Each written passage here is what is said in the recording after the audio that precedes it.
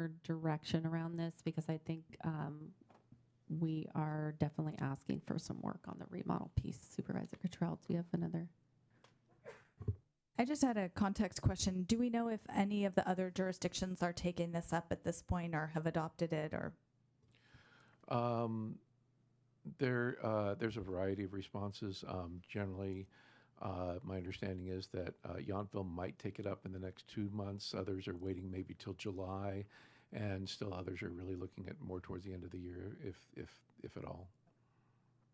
Because I'm guessing they'll be grappling with this too. Oh, it looks like the CEO. Yeah, and CEO. Madam Chairwoman, members of the board, I'll just say what I think probably Mr. Morrison may be thinking about saying, which is we can bring this back at some point after we've dug into some of these issues and given it some additional thought, bring it back at a future board meeting if that's okay with your board. Yeah, I think so. And Supervisor Cottrell, since you and I are on the CAC, are you willing to help think on this with the staff? The two of us maybe can. Sure. Okay. I mean, or I actually, think, you know what, Supervisor Gregory. yeah, I was going to say, if you would be willing on this. Supervisor Gregory, we are going to make an assignment. I'm being voluntold. All right. You're being voluntold to start getting some, putting some draft language together. Okay? That would be great. All right, great. Thank you so much. Do we have any public comment on this item? Sounds like we have had our discussion. Do you feel you have adequate direction from the board, and we will come back Yes. with another draft? Yes, we will. Great. Thank you so much. And our, Madam Council, are we continuing the public hearing? Well, it sounds like we're coming back with a revised draft, so we're going to have to renotice and Okay. going to start over. Okay. Oh, and Ryan, did you want to say a few words? Yeah. Yeah, thank you, please. I'll just note one on Supervisor Pedrosa's comment. I'm Ryan Melendez, Sustainability Planner with Napa County. There are many incentives and funding resources available, both regionally, at the state, and federal, with the Inflation Reduction Act coming down the pipeline now. That can, especially with the Inflation Reduction Act, it's kind of a once-in-a-lifetime funding opportunity for a lot of these projects that can be thousands to tens of thousands of dollars for home, especially renovations, remodels that can help fund projects, anything from the pre-wiring to get the electrical load ready at buildings, up to the actual tax credits for solar installation work, installing heat pumps and heat pump water heaters. So there are incentives available to help fund many of these projects. And yeah, thank you. Great. That's a great reminder, Ryan. Thank you. I had a phone. Supervisor Cottrell? Thank you. I think that's great to hear, and I think that we don't want to be referencing that kind of thing that's outside of our jurisdiction in the ordinance language itself. But it would be great if the ordinance, if there was some kind of accompanying FAQ that could point to some of those, that would be helpful. Yeah, thank you. Okay, thank Thank you you so much. All right, we're going to item 13C, public hearing, Nova Business Park appeal. This is a move to continue the public hearing for an appeal filed by Water Audit California of the Nova Business Park LLC mitigated negative declaration, mitigation monitoring and reporting program, and tentative subdivision map approved by the Napa County Planning Commission on December 20th, 2023. And Mr. Portona. Hi, this is a request to continue, as you just elegantly stated, the matter to April 23rd. The parties have reached an agreement. However, we weren't provided the details in time to get a staff report together, so we're asking to continue the meeting. Great. Well, that's really good news. Yep. Is there any public comment on the continuance? Can I bring it back to the board for a motion? Move to continue. Oh, yes. Oh, do we need to go over those disclosures? Levine Act disclosures? Only if there's anything new. So Okay. we put them in the staff report, so they're they're available for the public to see, so there's nothing you need to do orally. Okay. Would you like to make a comment?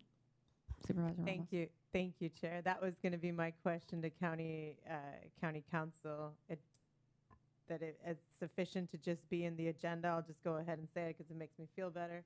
To say that I did receive a campaign contribution of $2,000 from the owner of Nova Business Park that was returned within 30 days of the notice scene of this hearing.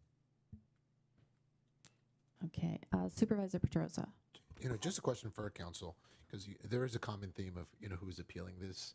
And my question is, do we have to accept if there's a settlement?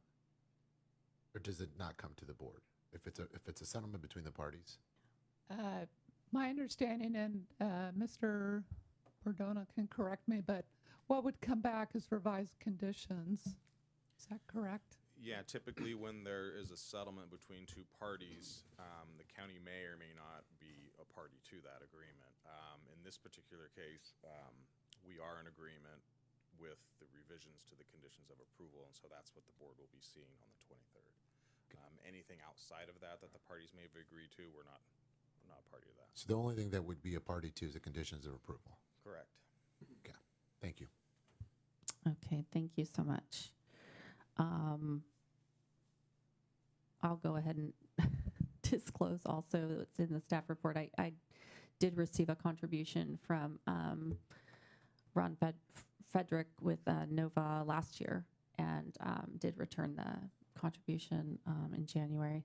And Supervisor Cottrell? I also received a contribution from Mr. Frederick and returned it. Thank you. All right. Thank you so much. And I'm sorry, we had a motion from, now I can't remember, Supervisor Gregory? Who made the motion? I move to continue, yes. Okay. Motion by Gregory, second by Pedrosa. All those in favor, please say aye. Aye. And that passes unanimously. That will be April 23rd at 9 a.m. All right. We are going to go ahead and move into our closed session now. I'm going to go ahead and announce those. 14A, conference with labor negotiators. Agency designated representative Christine Briseno, Director of Human Resources, Employee Organization SEIU Local 1021. Unrepresented employees, non-classified management, and confidential employees of the County of Napa. And 14B, which is a public employee performance evaluation of County Council. And C, public employee performance evaluation, County Executive Officer. So we will be leaving for closed session, and then we will be coming back for our 2 o'clock hearings. Thank you.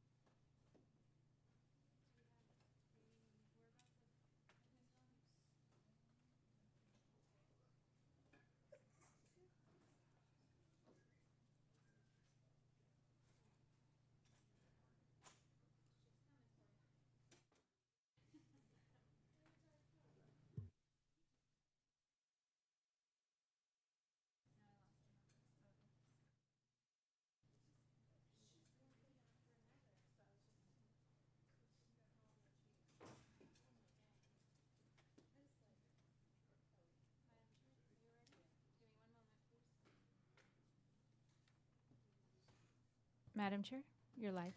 Thank you. Welcome back to our afternoon session of the Board of Supervisors meeting April 9th, 2024. First, I'd like to see County Council. Do we have any report outs from closed session?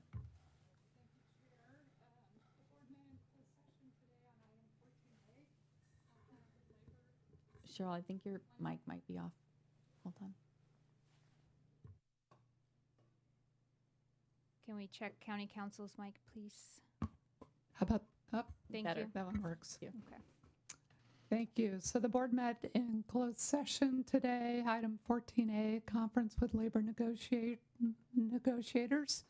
No reportable action. Direction was given to our negotiator. The board met in closed session, item 14B, public employee performance evaluation, county council, no reportable action. And the board met in closed session, item 14C, public employee performance evaluation, county executive officer, no reportable action. Thank you so much. All right, we are going to take up our set matters. Item 11, starting with 11B. This is to receive a report on Napa Valley Transportation Authority Tax Agency's Measure U, Napa Valley Transportation Improvement Act, and adopt a resolution in support of the expenditure plan for Measure U. And Director Lever and team will be reporting. So Yes. thank you. Thank you, Chair Gallagher, members of the board, Steve Leder of Public Works. I'm here with Kate Miller, the Executive Director of NVTA, to talk about Measure U. In 2012, the voters of Napa County passed Measure T, which is a half-cent sales tax dedicated to maintenance of roads. The measure went into effect in 2018. We started collecting, started collecting the money then, and we've made a lot of progress fixing our roads, not only in Napa County, but all of the city jurisdictions as well since then. But we also learned over time that there were some weaknesses and some improvements that we thought could be made to Measure T. Executive Director Miller, working with the 6 jurisdictions, has been working on a replacement measure for Measure T, which would be called Measure U, because alphabetically U is after T. So today, Kate's going to give a presentation specifically on Measure U, what's in it, and then I'm going to follow with a presentation to discuss how Measure T and ultimately Measure U impacts the county specifically as our jurisdiction. So with that, I'll turn it over to Kate, and your slides are up.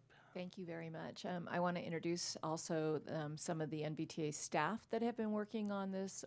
Danielle Schmitz is the Director of Capital Development and Planning, and then I also have Adrell Coleman, who is a planner at NVTA, and we also have our board vice chair. And I think our chair is on the way, but our vice chair, Mark Joseph, who represents the City of American Canyon on the NVTA board. So thank you for having us today. Next slide. So what this illustrates is what happens over the life of Measure T if we do nothing now. And what it shows is that our pavement condition index scores, which are on the axis, and over time, but by 2055, that we really show some diminished scores. And why that is happening is a couple of reasons. One, we had an immense amount of deferred maintenance that we could never get at because the amount of revenues that we get both from the state and from our general fund and from Measure T come in on incremental basis every year. And during that same period, we had, or before we started getting a lot of the new SB1 money and Measure T money, we had a significant amount of deferred maintenance, and we were not able to get at it because of this incremental pay-as-you-go kind of revenue stream. And at the same time, the cost of construction is going up more than twice what the CPI is, and the CPI, Consumer Price Index, is roughly what our measure revenues go up at. Next slide. So without raising taxes, NVTA, and working with the jurisdictions, have come up with some potential concepts in Measure U that will allow us to get at some of the challenges to address the deferred maintenance and to address the growing cost of construction, and that is bonding. Bringing those funds forward, roughly $1.2 billion over a 30-year period, will allow us to get at some of the challenges that we have to address the growing costs and the deferred maintenance. The measure has roughly 91% that will still go to local streets and roads, but we want to also be able to pull out 7.3% for regional projects. Now, we've shown in our modeling that we can actually maintain and increase the pavement management condition scores and still pull that money out. Also, in order to administer what is a much more complex program, is we would need to increase our administration to 2%. I mentioned pulling money out. We're looking at $56 million, which is not going to fully fund any of these projects, but will do a couple things. The $6 million is off the top. We'd be able to get a number of projects shelf ready to compete for competitive grant funds from state and federal sources. And we would be able to use the other monies to match those funds. Couple of benefits to that is it basically shows that we are a self-help county and that we are bringing our own money to bear on projects on the state highway, which really improves our opportunity to get the grant funds. It also significantly reduces the overhead costs that Caltrans can charge us. Right now, it's, I think, like 180%, and it would have to be capped at 110%, so 10% of indirect costs. So that really reduces our cost of construction, our cost of oversight, our cost of delivering or doing all the pre-construction. This is a picture of Carneros, SR12 and SR121. The other projects are improvements in American Canyon between Napa Junction and American Canyon Road that would be multimodal and removing signals at 6 intersections, replacing it with at-grade roundabouts, and adding bike and pedestrian facilities on the east and west sides of the highway and doing some aesthetic improvements. The Carneros picture sort of speaks for itself. That is a very preliminary design. We still have a lot of work to do on that project before we really understand what that will be. And then we also would like to set aside a certain amount of funds for highway operations and emergency evacuations. We're very concerned about how to evacuate people during emergency. I kind of sort of visualize the experience that Paradise had. I do not want that to happen here. We would build an emergency operations center near our new maintenance facility and be able to have changeable messaging signs along the highway to direct people to go depending on where the incident is and where traffic is. And then we would also want to do a battery backup system for the Vine Transit System. As you know, we are a first responder and have served the county in the last 2 consecutive fires in a number of ways, in addition to during the pandemic, providing evacuation services and services to people who have been evacuated. Next slide. So this is the revenue distribution under Measure T, which is 2025 to 2043, compared to what would each jurisdiction would get over the life of Measure U. Remember, that's a 30-year program, and so the funding is significant. I would just add that bonding would allow the purchasing power to be much more valuable than what's demonstrated here. Next slide. We worked with the jurisdictions to come up with a new formula. The existing formula is based on a mystery that was negotiated behind closed doors. The new formula is based on return to source for each jurisdiction, except for the county, where we have a hybrid of 50% lane miles and 50% return to source. You can see it roughly emulates what was under Measure T, but we are proposing to update that every 5 years looking at the most recent 3 years to both recognize when jurisdictions are shifting and new development comes into play, and also to make sure that we smooth it out so that no particular jurisdiction is surprised when their revenues shift. We also are supporting a request from the City of Calistoga, which would put that no jurisdiction would receive less than 3% of the revenues. Next slide. I mentioned the benefits of bonding, but I think, it reduces construction costs at a couple levels, not only so that we can actually deliver the projects now, but it gives us an opportunity to build bigger projects because we have more revenues to work with, and that reduces the cost through economies of scale. It also allows for improved planning so that jurisdictions who have shared corridors can actually work together on a contract.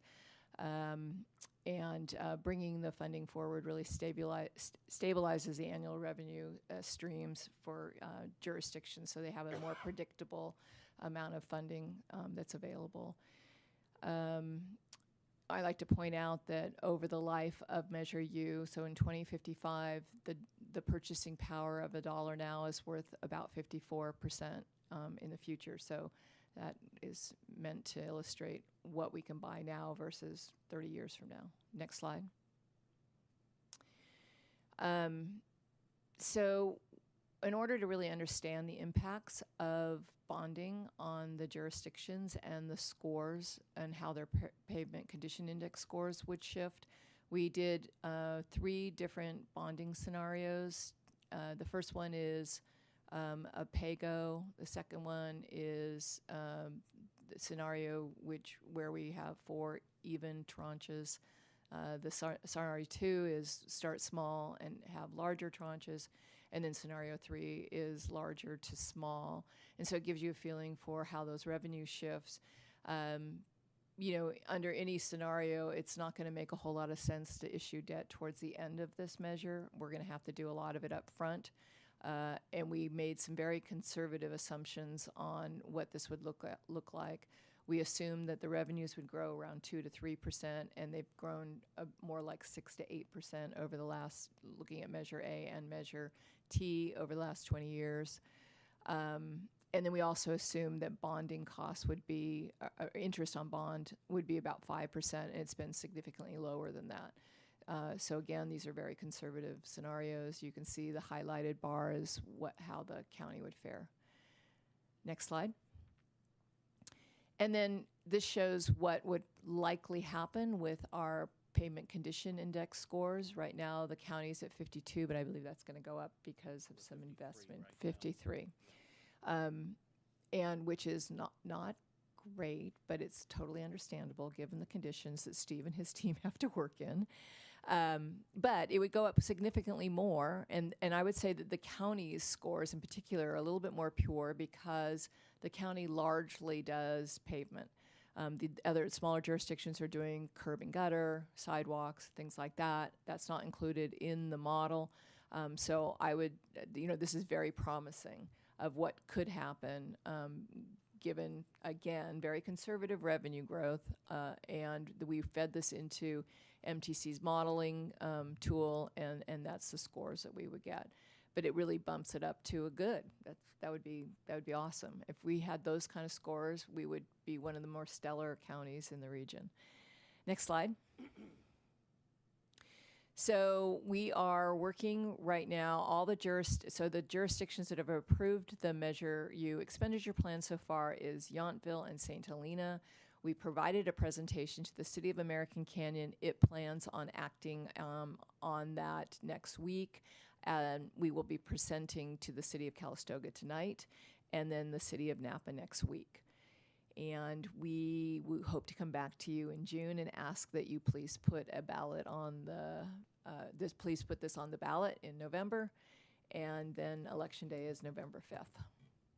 And I think that's the last slide besides Q&A. Happy to answer any questions that you might have.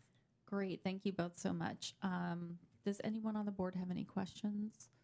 Or Ms. Miller or Mr. Lederer? Supervisor Pedrosa. No, Gregory, sorry. Thank you, Chair. Thank you, Chair. I'm real interested in the $56 million and how we're going to use that to get those big projects done, hopefully in our lifetimes. Can you kind of play out how that money will be a part of a funding package to deliver one of those big projects? Will it be a debt service mainly or Sure, yeah. grant So, matching? you know, I wish I had a crystal ball. We don't know whether or not we're going to be able to deliver one of those projects with the $56 million plus bringing new grant funds, competitive grant funds to the table.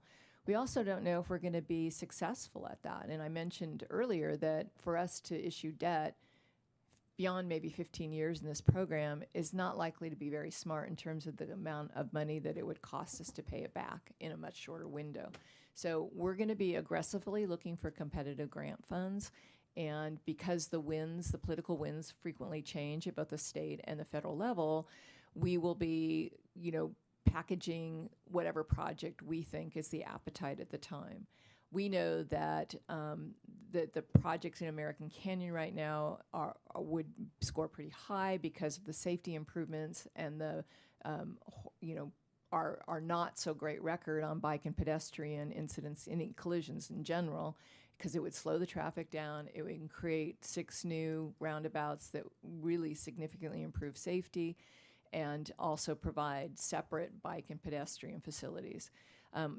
Likewise, on the intersection at Airport and 29, that would also include an at-grade roundabout at Kelly so that we could remove all of the signals.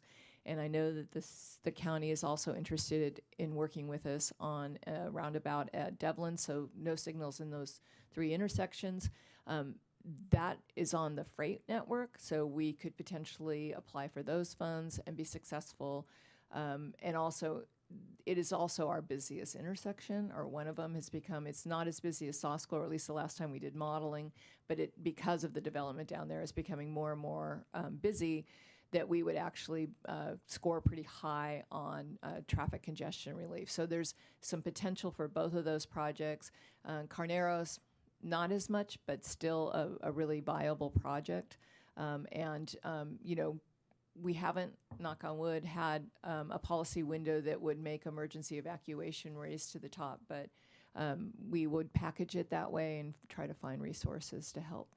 And then let's hope that there's no new policy windows to help us fund that. So, and I know I didn't talk much about the airport one, but the intersection would be very similar. The preliminary design that we have, very similar to what we're doing at Sasko, where we would either have a below or above grade multi roundabout intersection with an overpass or an underpass on 29. Thank you. Thanks. Supervisor Pedrosa. Thank you, Chair Gallagher. And to Executive Director Kate Miller, look, thank you for your leadership. I know this hasn't been easy working with all the jurisdictions, because the fact is we all have competing interests, but this is truly Napa County, our cities in town, coming together to understand that roads are a priority. The question I have is, we can accept the current conditions. We can't fault what happened in the past. We could just control what we know today and what we do going forward. So either for Kate or Steve, I think Napa residents are willing to tax themselves, and this is not a new tax. This is an extension and a renewal. But what safeguards do they have in place to say, look, if I'm going to keep paying a sales tax, the score is 53 today, you're illustrated that it's going to be 71. What degree of confidence can we give them to show that their tax dollars are hard at work?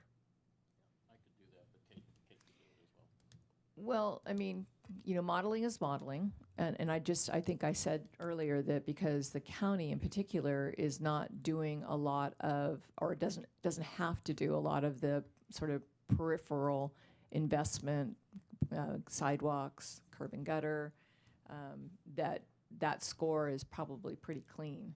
And MTC has put a lot of investment into that program to make it be functional and actually be able to predict scores. And I'll let Steve talk about the particular investments. Yeah, actually, if I could, and I think maybe you asked a slightly different question, which I'll try and answer, which is there are a number of safeguards put in place to protect the taxpayers, to make sure that the money that comes to us is spent properly. Probably the largest one, or well, one of the largest ones. There's a Citizens Committee that oversees the spending. That's true with Measure T. It will also be true of Measure U. It's called the ITOC, which I don't remember. Independent Taxpayer Oversight Committee. So there is that's in place. The county, actually all the jurisdictions are required to create 5-year plans, which are approved in public hearings in front of all of the elected officials. So the plans that we have for the money are, put out in public. And then additionally, there's an auditor process where individual projects, not every project, but selected projects, are audited on an annual basis to make sure that, and this is down to, if you will, the nuts and bolts, that they literally look at, every line item on a project to make sure that everything we spent was appropriate to Measure T to that project. So there are a number of places where there are checks and balances to make sure that the money goes exactly to where it's supposed to get to. No, and thank you both. And Director Letter, you mentioned some of the safeguards, and I think that's appropriate that the public knows. I think the other measurement of success is there less potholes? Yes. And I think that's part of what we have to be candid with is we're not going to fault what others did, that we're catching up, because we were catching up, but now we've caught up. So I think the expectation, we have to manage expectations, is that you're going to see your scores go up, and that's what it means. And, it's no secret I love coffee, but I don't like going to my coffee shops and getting harassed about potholes that are city or county roads, because our residents don't distinguish whether they're on a county road or city road. They care about the potholes. So I think making sure the safeguards are there are going to be critical. Yeah. If it pleases the chair, I have a short presentation that may also answer some of your questions or create new ones. Before we do that, I just want to talk about the projects, because maybe that's part of it. Yes, it is. In terms of the project, I think Supervisor Gregory did ask a good question, and I think part of it is just whether it's MTC or the feds or the state, when you can show that you're bringing local money to the table, that you're self-help, that helps us tremendously to be competitive. And I want to underscore that these projects require a lot of creativity in how we fund it. And to be in a position to bring local dollars accelerates our competitiveness. And to be able to deliver a project, Hosco Junction Gate is what's the price tag on that? It's $52 million. $52 million. That's the total, not just the construction, the total project. If we were to do that just self-help, it would be hard. So being able to bring these resources is so instrumental. And that's what the public allows us to do, is to make those critical infrastructure investments. And whether it's a Carneros or American Canyon, it's a regional issue. So whether you're a resident of Calistoga, Napa, or American Canyon, it's our problem, and we have to solve it together. And I think that's what we've demonstrated by creating a potential ballot measure that addresses those issues. So. And just to that point, I mean, the intent of those projects are multifaceted. I mentioned safety, I mentioned traffic reduction, but it's really an economic development investment as well, where we're able to bring labor here faster and they're not stuck in traffic, because, as you know, we still struggle to have affordable housing everywhere in the valley. And it also improves the experience of our visitors and our residents. So. And I would just add the climate aspect of idling cars and being able to improve flow. I think there's multiple benefits. And just lastly, I do want to recognize the leadership of MVTA, Supervisor-elect Alessio and Councilmember Joseph. They've done a tremendous job at the helm, trying to keep everyone on the same team. So thank you both. Thank you. And Supervisor Cottrell, did you want to make a comment before the presentation from Director Letter? Okay. Director Letter, if you'd like to do that. Great. If we could bring up the slides. Yeah.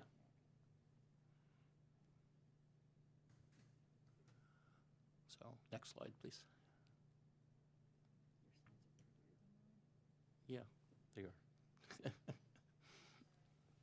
So I'll start talking while, ooh, that's very readable. That's okay. From the county perspective, we've been using Measure T funds, as I said, since 2018. We also use funds from SB1, which was the expanded gas tax, which was supported by voters also about 2018. And this board has been very committed and generous in committing other resources to roads projects as well. There was $16 million from the PG&E fire settlement that was directed by the board to roads projects. And then last year, the board also committed $20 million in accumulated capital outlay, essentially general funds, money to roads projects. And we've used that money to make actually very good progress on our PCI, admittedly starting from not a great place, but our PCI has gone from 45 to 53 starting this year, and given the projects we're planning for this year, roughly another 40 miles of paving, we hope to get real close to 60 with that PCI, which would be the highest number that the county has been at in several decades, actually, kind of since 1993, when for a lot of funding reasons, the funding, a lot of the funding for roads had originally tailed off. So this list of projects here is a list of projects that have been done specifically with Measure T. In the early years of it, it was largely about recovering from the 2017 storm damage. We did a lot of slide repairs and retaining walls, and since then we've transitioned into many more pure paving projects. And again, this is just the Measure T list. We did a lot of other projects with a lot of other money as well. Next slide, too, please. Just some pictures of some of the things that we did before, some before and after. We replaced a bridge out on Buman Avenue, which had been damaged in the 2014 earthquake. We recently completed a seal on a section of Berryessa Knoxville Road. Next slide, please. We repaved Deer Park from 29 to Silverado Trail, and coincidentally, we'll also be doing the rest of Deer Park next summer, 2025. Slide repair on Diamond Mountain, slide repair on Dry Creek. Next slide, please. Silverado Trail repaving. That project, I believe, was from Trancas all the way to Yountville. Zinfandel Lane, Milton Road. Next slide, please. Airport Boulevard, Mount Vita Road, another big slide repair. Next slide, please. So this is kind of the meat of it. This curve here shows current pavement condition index, or PCI, and I know the board's well aware PCI is an indication of the condition of your pavement, and it's a scale of 0 to 100, 100 being you paved yesterday, and 0 being the road has completely failed, essentially gone to dirt. This board set a goal about a decade ago of trying to get our major roadways up to 70, a PCI of 70, and our more minor roads, residential roads, to 60. We've never really had the funding to get there, but that's been the goal. Looking at this graph, and it looks a little complicated, but it's really quite simple. At the end of this year, as I mentioned, this graph actually starts at 53, PCI 53, but at the end of this year, we should actually be close to 60. What this graph shows is that if all we have is Measure T and SB1, our PCI will start dropping. Now, it won't drop dramatically, but it will slowly drop back down to 45. It will take several years, but essentially we'll be going backwards. In order to just keep that PCI the same, to stay at that, I'll call it again just under 60, to keep at that number, we'll need the Measure T funds, the SB1 funds, which is about $13 million, but that'll still leave us about $13 million a year short of just being able to maintain the PCI at that just close to 60. So essentially, the board will have the choice of either trying to find another $13 million to do that, or we just rely on Measure T and SB1. And as Kate showed for the county as a whole, and it applies to us as well, the PCI will slowly deteriorate. Why is Measure U important is, as Kate pointed out, with the bonding, if we can bring money forward, we can actually get the PCI to 70, right? Because instead of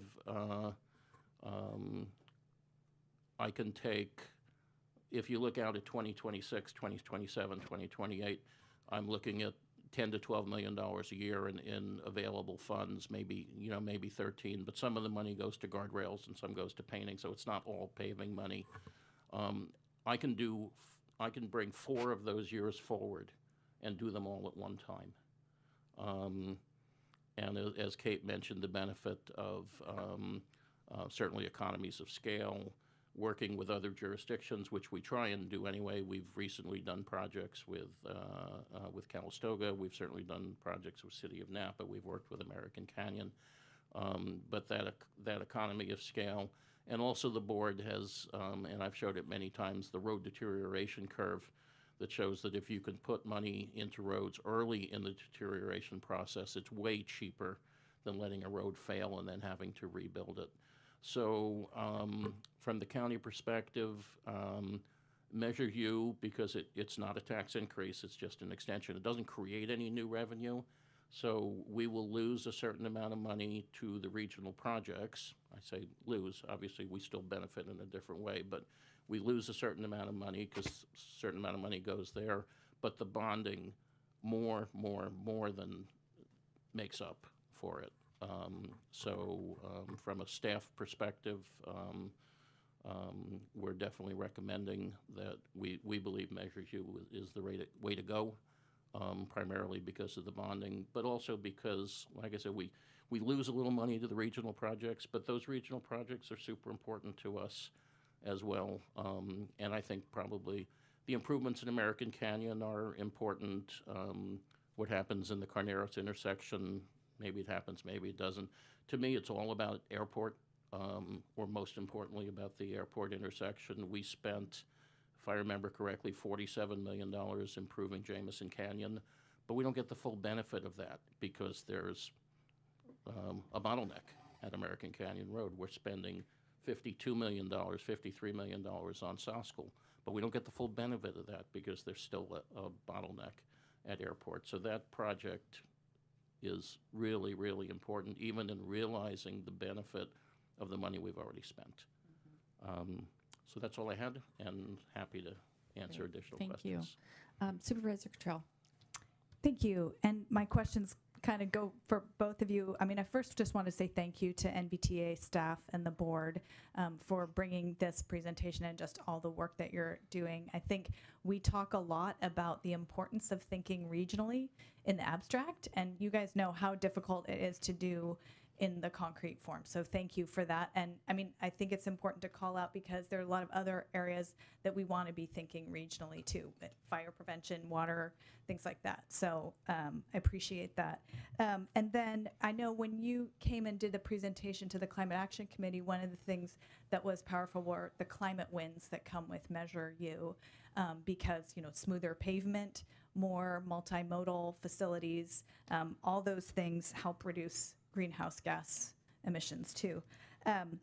And, you know, Supervisor Pedroza mentioned that the other piece, it shows that we have skin in the game when we're looking to get federal dollars as well. So many wins here. And I guess the other one is also, we talked about residents and workforce, but also for visitors, it makes for a better experience as well. So my question to you is, what, you know, going forward, what is when you've polled and things like that, what is the community's perception and understanding? We know that people talk to all of us about improving, getting rid of potholes. Do they see the range of benefits, or what are the educational pieces that we need to have in place for this measure to go forward? Sure. So we've done 3 polls. We did one a couple years ago. We did one earlier or last year, late last year, and did one just recently. And the support shows that it's been consistently going up, which is really good news. It's not, you know, it requires that we make sure they get the information out there about what we're doing and why we're doing it. And that it's not a new tax, it's a continuation or replacement of an existing half-cent sales tax. And if that information is to the voters, it looks like it's pretty well supported. Thanks. Supervisor Ramos. Thank you. And thank you to staff for the presentation. I'm going to try and kind of section my questions based upon kind of each area. So if I'm understanding this correctly, the local streets and roads formula in Measure U is to return 90% of the total revenue generation to the jurisdictions. Is that correct? Yeah, I think it's closer to 91, right? 91%, I think. So of that 90%, so the county's share goes from like, I don't know, 38% currently down to 35% because we don't have the regional project share. Is that correct? Well, it's a combination of that and a combination of the rejiggering of the formula distribution. So, but it's largely the you're talking about the distribution percentage. So We're talking about the distribution percentage of the total revenue Yeah. generated. We're going from like 39.65 of the total current under Measure So- T to 35% under Measure U. you're looking at the revenue distribution of the streets and roads funding, not the total pot. Yes. Yes. It's not because of the regional funds. That percentage is only the local streets and road distribution. If we were to factor in the $56 million and the 2% administration fees and the cost of issuing debt, the total pie amount would go down even further. But it also is, again, we don't really know because we don't know if we're going to issue debt, when we're going to issue debt. We also don't know how the county's going to structure its debt. So those are factors that would shift that significantly. We sort of looked at it from a worst case scenario. So you kind of jumped ahead to my second part question, which is putting aside these percentages, we're getting less, and we're going forward with bonding. I understand it, cheaper to build yesterday than tomorrow. I get that, 100%. Not a new tax, I get that.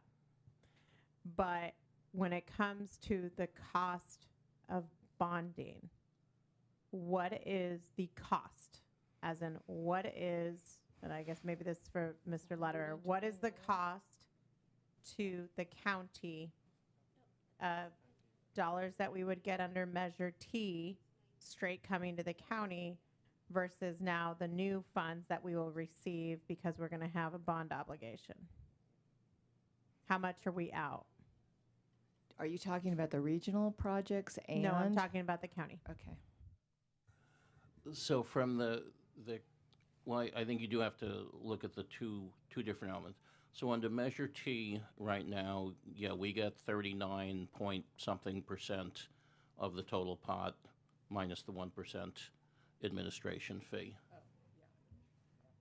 Right. So under Measure U, let's take a couple of, or maybe the simplest scenario, which is a certain amount of money gets taken out for the regional projects, and we choose not to bond.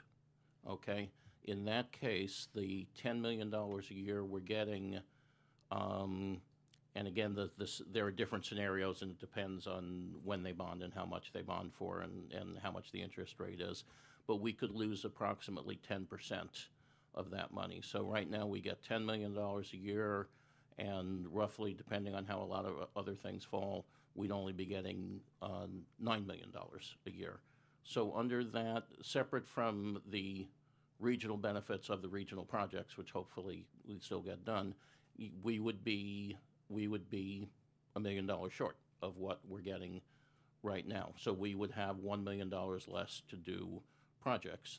Therefore, we would do $1 million less of projects. The way we would deal with it operationally is we've never used Measure T money to pay salaries or basic operating costs. All of our Measure T money goes to projects. So instead of doing $10 million worth of projects, we'd do $9 million worth of projects. However, and it's a big however, where we make that up again is if we bond and can pull money forward, then just looking again at the PCI, under the current situation, even getting the $10 million PCI goes down. If we can bond, PCI goes up. And I certainly do appreciate that. But then I think we have two other factors. Mr. Letter, it's like you're reading my mind. Yeah. So number one is we have the factor of if we do all this work, we bond, and we get all these roads, let's say great case scenario, we're hitting 70.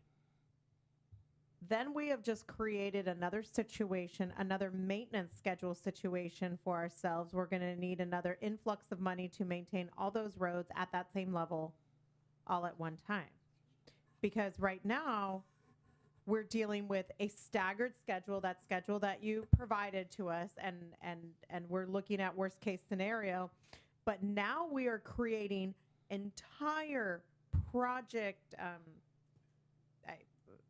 categories of multiple roads at one time. So my question to you is, how does this change our planning in roads? And are we just looking at getting more money that we can bond against? Are we looking at this bonding capacity is going to help us to maintain those roads that we now have elevated? Because it's one thing to maintain a really bad road, right? That doesn't cost us anything. We all know that. We do nothing. But if we have an okay road, you have to continue to spend money in that okay road to keep it okay or improve it. And so if we have a larger amount of roads in that 70 to 80 category, what have we done for our project, our road plan going forward? So I'm going to actually argue the converse of the scenario you're putting out. It's actually, well, first off, you don't bond against every penny, right? You bring a lot of money forward, but you leave some money behind to pay the interest and also to maintain what you've built. Also, it is actually, now, truly, if you have a bad road and you truly do nothing to it, well, sure, that doesn't count. That doesn't cost anything. But that's not the reality. If you have a bad road now, we're out there filling potholes. We're fixing pavement edges. We are fixing slides because the ditches haven't, kept up.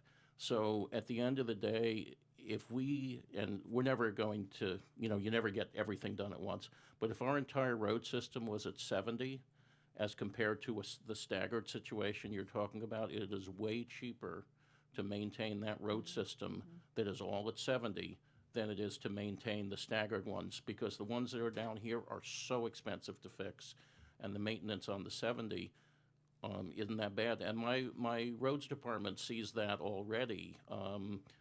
5 years ago, every road in the county was a bad road that they had to do potholes on, that they had to, continually chase. But as more and more roads get paved, and are at least 100 for, the day after, of course, the 100 begins decreasing immediately too. But because so many of the roads we've done, so many miles we've done have been paved, now the maintenance on those is greatly reduced, and it actually gives them more time to focus on the roads that are bad. So I believe the scenario you're talking about is actually a benefit and not a detriment. Okay. Sorry. Thank you for that. So the next part was, are we anticipating what that work looks like and that maintenance looks like?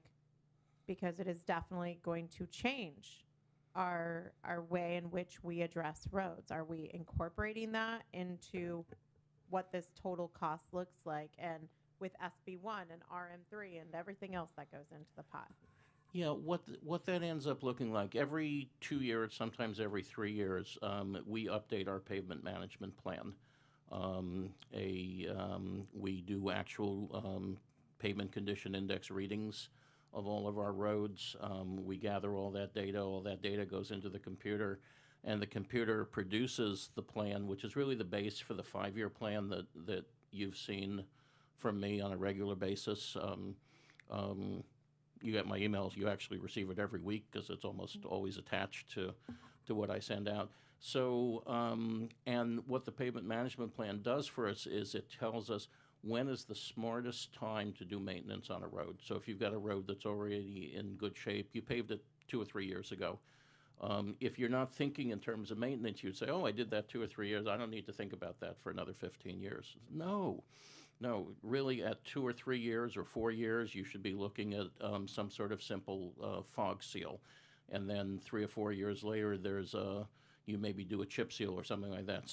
But you can keep a road going for much longer if you maintain it, and that's what the pavement management plan does for us. So in the future, what I hope is when my successor, sitting in the back row there maybe, when my successor gives you a 5-year plan, it'll have a lot more fog seals and chip seals and those sort of things, as opposed to what you're seeing right now, which are largely overlays and what's called full depth reclamation and rebuild type projects. So you will see that transition in the plan as time goes on. Thank you.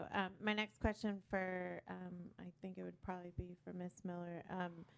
I was looking and I can't seem to find if there are any changes to our maintenance of effort calculation in this, or is that continued the same? There is. So currently under Measure T, it's an average of the years that you invested in general fund money, 2008, 2009, 2010, which is very similar to SB1, which I think is 1 year later, 2 years later. And we updated that to be 20% of the amount of revenues that you receive in measure funds.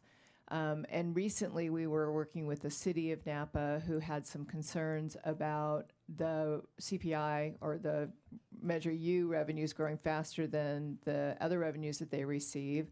So we are recommending, and then we will present this to the NVTA TA board in May, to cap that at no more than a 2% increase. So not only is it metered so that if the revenues get out of, start growing so fast that a jurisdiction can't keep up with it, but it also would recognize under a situation where we have a recession and those amount of revenues that jurisdictions are getting is going down, so that they wouldn't have to pay as much into MOE.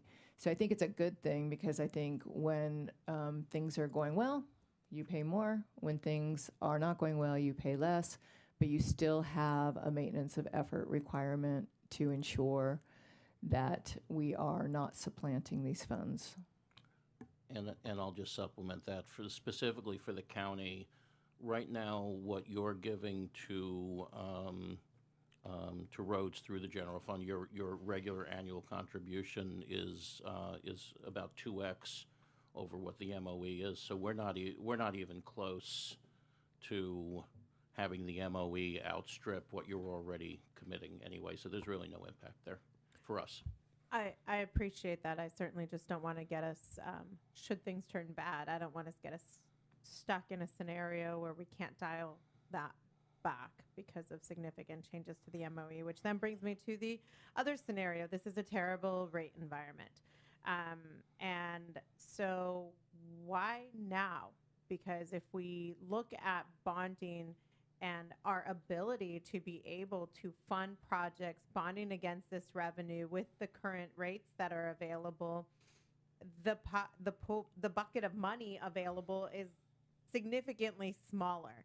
So one, why now? And two, more importantly, with that fluidity in rates, how do we have certainty in these funds coming to us, and how are we going to be able to budget appropriately and have a good longer view on projects with bonding, because I just looked at rates and they're not pretty.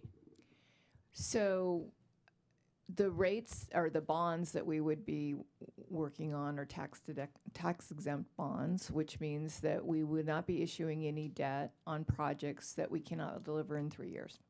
So that's one. And so it makes it a little bit more predictable on what those costs would be. They're fixed when you purchase them, but you also have the benefit of pulling them back and reissuing them in the market. I would also say that if the bond market or the economy dictates that this is not a good time to issue it, we're probably not going to. We will have to weigh the pros and cons of each way of delivering a project. And I mentioned earlier that, we're not going to bond against a regional project unless we have grant funds available. So I hope that answers your question. Thank you. Then it gets to my next one. I've only got two more, I promise you. They might be long ones. So you just mentioned that these have to be 3-year project deliverables. So of the regional projects listed here, Airport 2912, 29 American Canyon, Carneros 2912, and Highway Operations Emergency Evacuations, which are shovel ready? The program, well, we have, first of all, $20 million in Regional Measure 3 funds, and the program also would allow us to take $6 million off the top. That would give us enough money to make both the American Canyon and the airport projects shelf-ready. So right now, there's none of them are ready, but we could make them ready in a couple of years, and then they would be shelf-ready. So then that brings me to the next one. Why not, and we've had this conversation, if nothing is ready right now to bond for, they're not shovel ready, and you're not bonding for planning documents, correct? We can't, no. Okay, so why wouldn't NVTA look at staggering the bonding to start in 2 years, so that you have stabilization of revenues to the jurisdictions? If none of us are really ready to bond against right now, these regional projects, that's why we really want to bond, or these regional projects, that's what gets you that big pot of money. Why not stagger the bonding for 2 years out to allow smoothing of revenue to the jurisdictions for the first 2 years, and have that language enable the bonding in year 26? And you'd still have the 3-year deliverables on the projects, and you'd still be able to draw down that $6 million off the top on the admin and get these projects ready. But it just seems like it seems to be jumping the gun on bonding authority when you're not even ready for it, and that's going to come at a cost to the jurisdictions. Well, we're only asking the voters to allow us to bond. That doesn't mean that we're going to bond. It doesn't mean we're going to that we're going to bond at any time during this measure. What we will be doing is looking at the projects that are ready to move forward, and then we will be assessing the bond market, and then we will bond based on a very defined group of projects and a very defined schedule and timeline for those projects. We're not going to issue debt against projects that aren't ready to go. Well, and I get that. It just seems like we're asking the voters for something we don't even need right now. That those 2 years, if you're not even ready for bonding, why ask the voters for bonding capacity in those first 2 years, as opposed to staggering and saying, extend Measure U, we're going to bond, bonding ability begins in 26. So why ask for more? So that's what we're doing. We're just asking the voters to allow us to extend the measure for 30 years, not increase the sales tax at all, give us the permission to bond. We're not going to go out. First of all, we also have, I think in the ordinance, it says that we will not go out first. Your jurisdictions will go out first. We are now, the project that is the closest to being shelf ready is American Canyon, and we're just starting the environmental document. So we would not issue any bonds for any of the regional projects until we're ready to move forward. And we would also have to have the other funding available. We would have to have an approved grant that says we have this money before we would go out and seek matching funds through a bonding scenario. Does that answer your question? It does in a sense. I just don't think there's been. I do believe there could be more thoughtfulness into that timetable of when bonding is allowed. But then my last one is to these regional projects, and I just leave this as food for thought.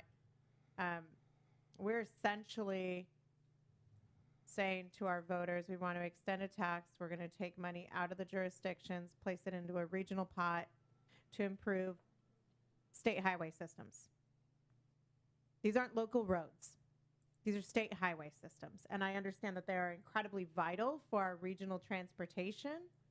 But when we look at regional projects like RM3 and SB1 that envisioned this for the state. This is asking our residents to do something that would otherwise, if we had available STIP, state transportation improvement dollars, that would be on that project list.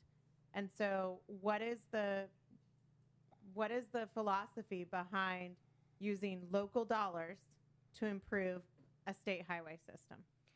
Well, we only get about 5 to maybe on a good year, $5 million maximum a year in state funds, and they come in as they dribble in. We also advanced our STIP funds out like 4 cycles to pay for SOSCL.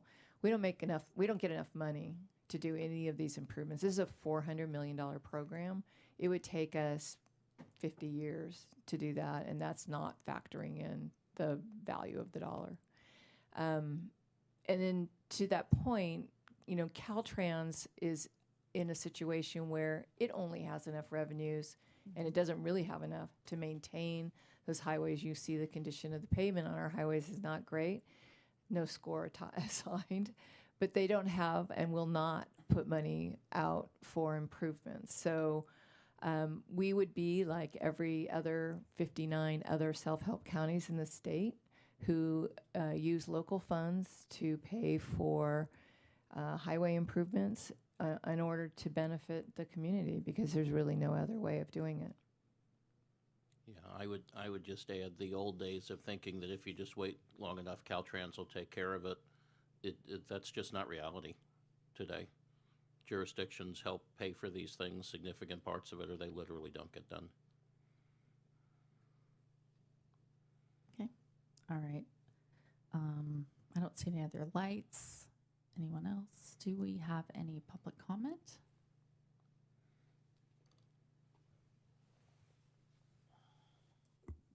Good afternoon, everyone. Good afternoon, Council Member. I'm Mark Joseph. Yeah, I guess I'm on. Vice Chair of Napa Valley Transportation Authority. I want to be brief, even if I'm not. I want to. And I would like to summarize it all by saying, in effect, it is not a new tax, it's just a better road program. And that's really what Measure U is all about. It's not increasing anybody's taxes, it's just changing the program that we operate under. And the nuts and bolts of maintenance of effort and return to source and all that, all of those are better than Measure T. But the regional, or the more significant elements, the regional program that isn't in Measure T at all, that's being established with Measure U, the bonding capacity, all of those make it a better program. And as your Public Works Director points out, for the county, that better program will actually improve the quality of your roads. And so I think that's the real message. We're not increasing anybody's taxes, we're just coming up with a better program to improve your roads. And to be honest, the 56 million isn't near enough of what we need for regional programs, but it creates this new element in the program, so that probably in a few years, me or whoever the replacement of me is, will be back talking to you about the importance of Measure V, apparently, and how extending the tax without increasing it, but adding more money for this or that, it's probably going to be the way we operate over the next 20 or 30 years, going back to the voters on a regular basis, basically saying, I think we've done a good job, you're okay for a few more bucks, and we'll continue that relationship. And that kind of builds in its own safeguard mechanism, because if you've got to go back to the voters every few years and say, I think I've done a good job, please let me know by doing the following, that's the ultimate check and balance. ITALKs and audits are cool stuff, but going back to the voters saying, I think we've done a good job, I think there's less potholes, give me some more time to use the same amount of money to do even more. And I think that's the whole message that I'd like to emphasize. And because I'm a former finance director, I can't help but jump into a few other of these conversations. Bonding really is a good thing. It's complicated, but there's probably a formula to say if you borrow X number of dollars up front, it'll improve the roads so that the maintenance of those roads go down, and there's some magic formula that I'd need a spreadsheet in 10 hours to figure out. but a formula that would allow you to optimize the bonding with the revenue streams and get yourself a better staff program. So that's my point. We're here to support you. I love the regional talk.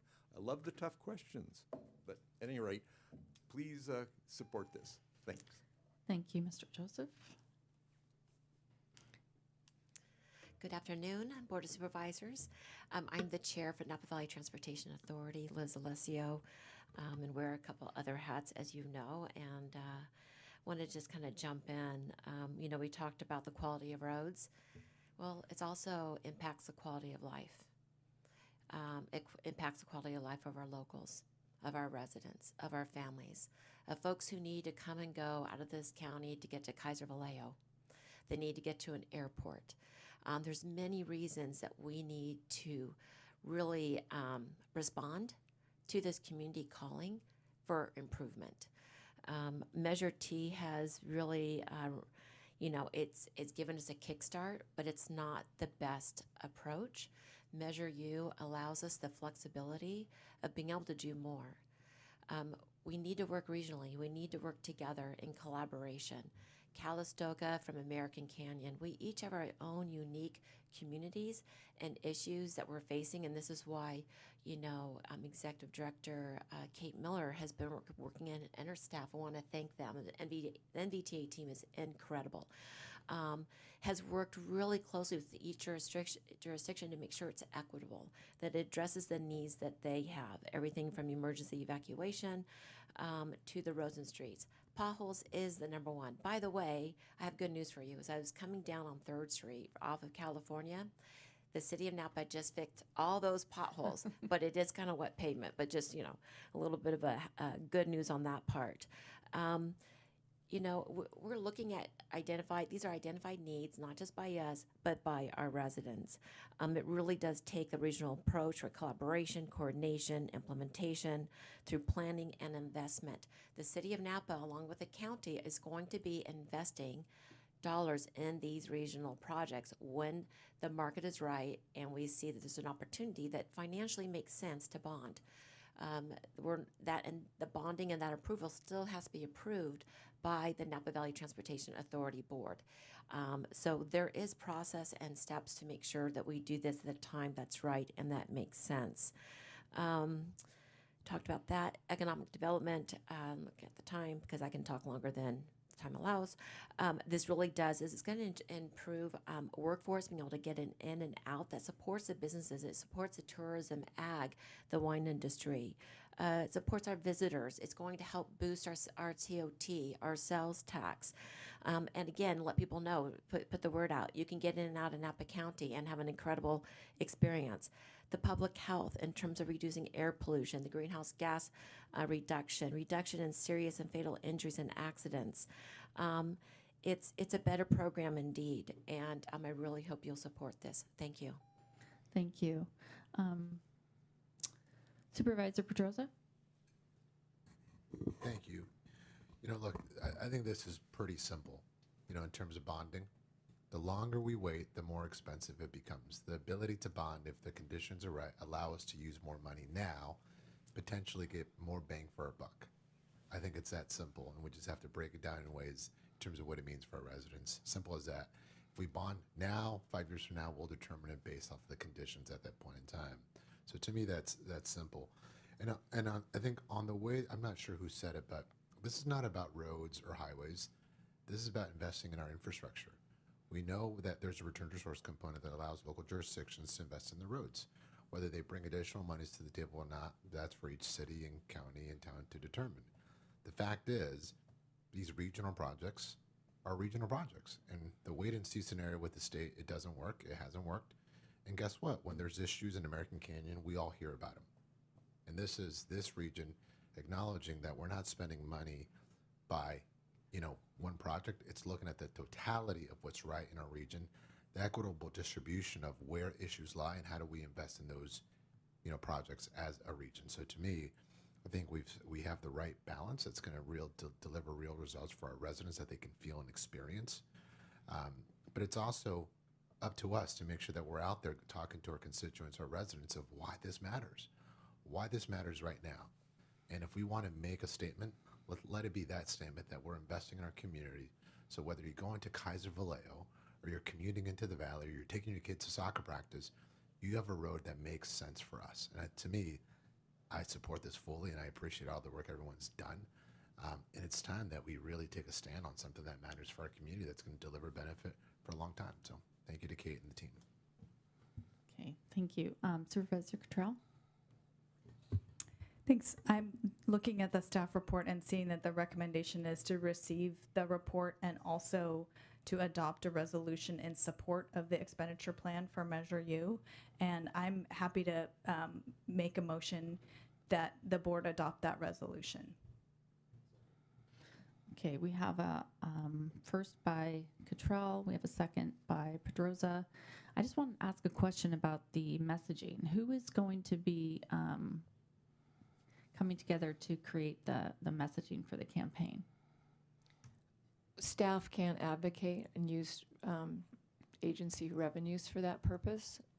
There'll be a separate campaign group that I imagine will be pulled together to do that work. Great. That's just going to be a really key element, making And sure I'm we're talking. Yeah. Sure, you know. it's looking for probably I'm sure they could use volunteers. Okay, just languaging things for the community appropriately. Great. All right, great. We have the motion and the second. Does any more discussion?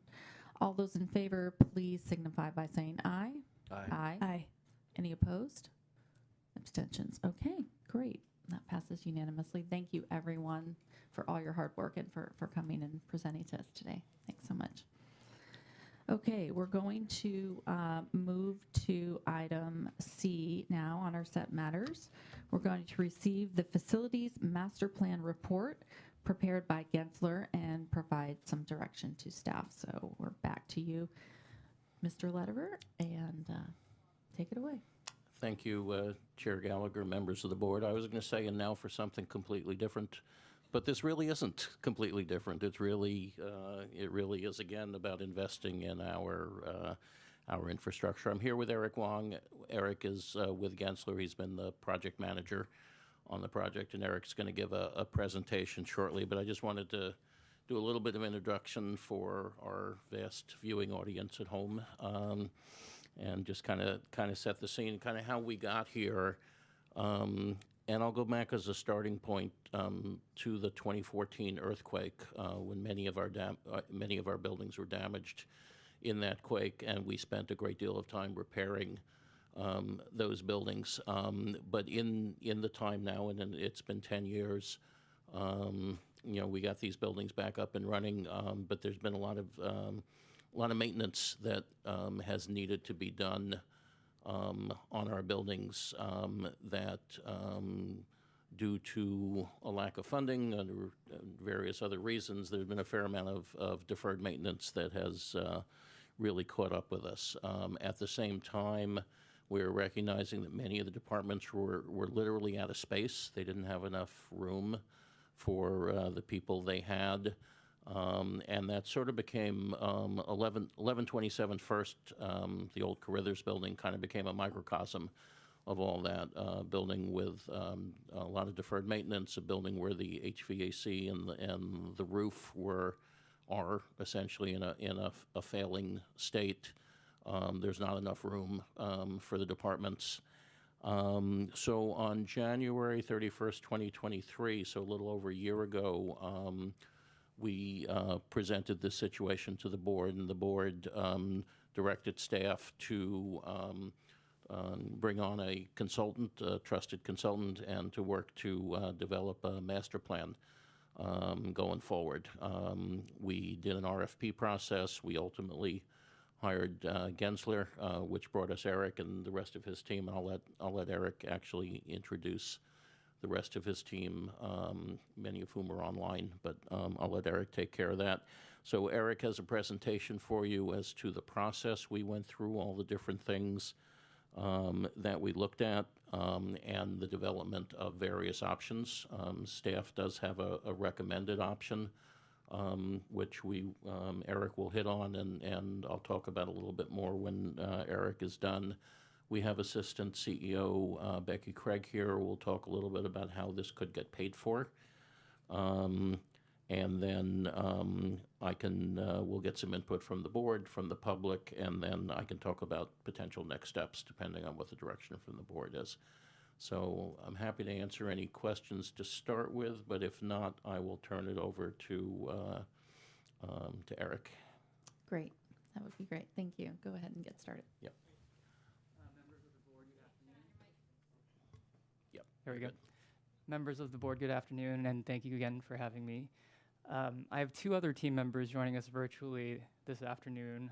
Yvette Diaz, who is a senior strategist at our firm, Gensler, and then Andrew Ratchford from Gruen Gruen and Associates, which is the firm that completed the economic and real estate market analyses as part of this process. Now, since our last update to the board, we've completed the development of 5 plan options for your consideration, which will be the focus of my presentation today. Understanding that you guys have previewed these slides in advance, I'll only be providing a brief overview of some of the key outcomes and characteristics. But if you have any specific questions about details regarding the options, I'm happy to answer them after the presentation. Next slide. Just a little bit of context. We are at the point where we have our plan options and are looking for direction as to a preferred option that will be the focus of the final master plan. And for those who are not familiar with this process, this plan is really meant to be representative of the county's space needs over the next 20 to 30 years. So a very long-term plan. Next slide, please. Yep, next one. So the options that we're about to review are the result of a range of inputs, the most important of which was direct feedback from department heads, staff, community members, and also the county steering committee. In addition to that, we also completed a series of more specialized technical studies that included facility conditions assessments, structural assessments to identify any potential seismic risks, and finally, real estate market and financial analyses to evaluate how current market conditions might impact the sale value or redevelopment potential of any county properties that are deemed surplus. Next. And these are some of the main parameters that really drove our options. So starting from the top, sorry, I should say that all of these options generally hold these drivers constant. So even though you're seeing different approaches and different actions, they all meet these kind of baseline parameters. So we're planning for a total employee headcount of 631 employees, using a recommended space allocation standard of 200 usable square feet per position. More on that in a minute. And also responding to the critical needs that Steve had just mentioned, including addressing the occupants of 1127 First Street and the Hall of Justice. Critical adjacencies, which are adjacencies that department leaders have noted as being critical for their collaboration needs. And then finally, regulatory and zoning requirements, trying to meet those to the extent practical. I just want to mention before we get off those slides, we realize the county has more than 631 employees. Those are in the departments in the buildings that we're talking about. We recognize that doesn't include the sheriff or much of HHSA, so just so there's no concern about that. Yes, next slide. So this slide actually shows the departments that were included as part of our study. And also the anticipated growth in employee headcount through the year 2033. You may recall earlier I said that this plan is supposed to be valid for a 20 to 30 year period, but for the headcount projections, we've only gone out 10 years for a couple of reasons. One being that trying to project out, employee growth, especially for government agencies, is generally, unreliable when you're trying to go that far out. And beyond that, we've also built in additional capacity just through the space allocation standard, which I'll explain on the next slide. All right, so this shows the average space per employee for each of the departments that were included in this study. So the current average across all of the departments is 220. We're recommending that the county adopt a standard of 200 usable square feet per position. And for the departments that are marked in pink, that would mean that they would be getting less space per employee, so more efficient use of space. And then for the departments in green, those are the departments that are currently space constrained. So that would be an improvement in terms of providing more space per employee. On the next slide, you will see where Napa County falls in relation to other county governments. Napa is, kind of squarely in the middle.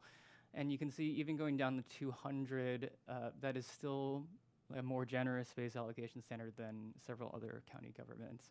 So even if the county were to experience unexpected growth, the amount of square footage that we're planning for could still accommodate that growth. It would just mean that you would fall, or you would slide slightly farther to the left.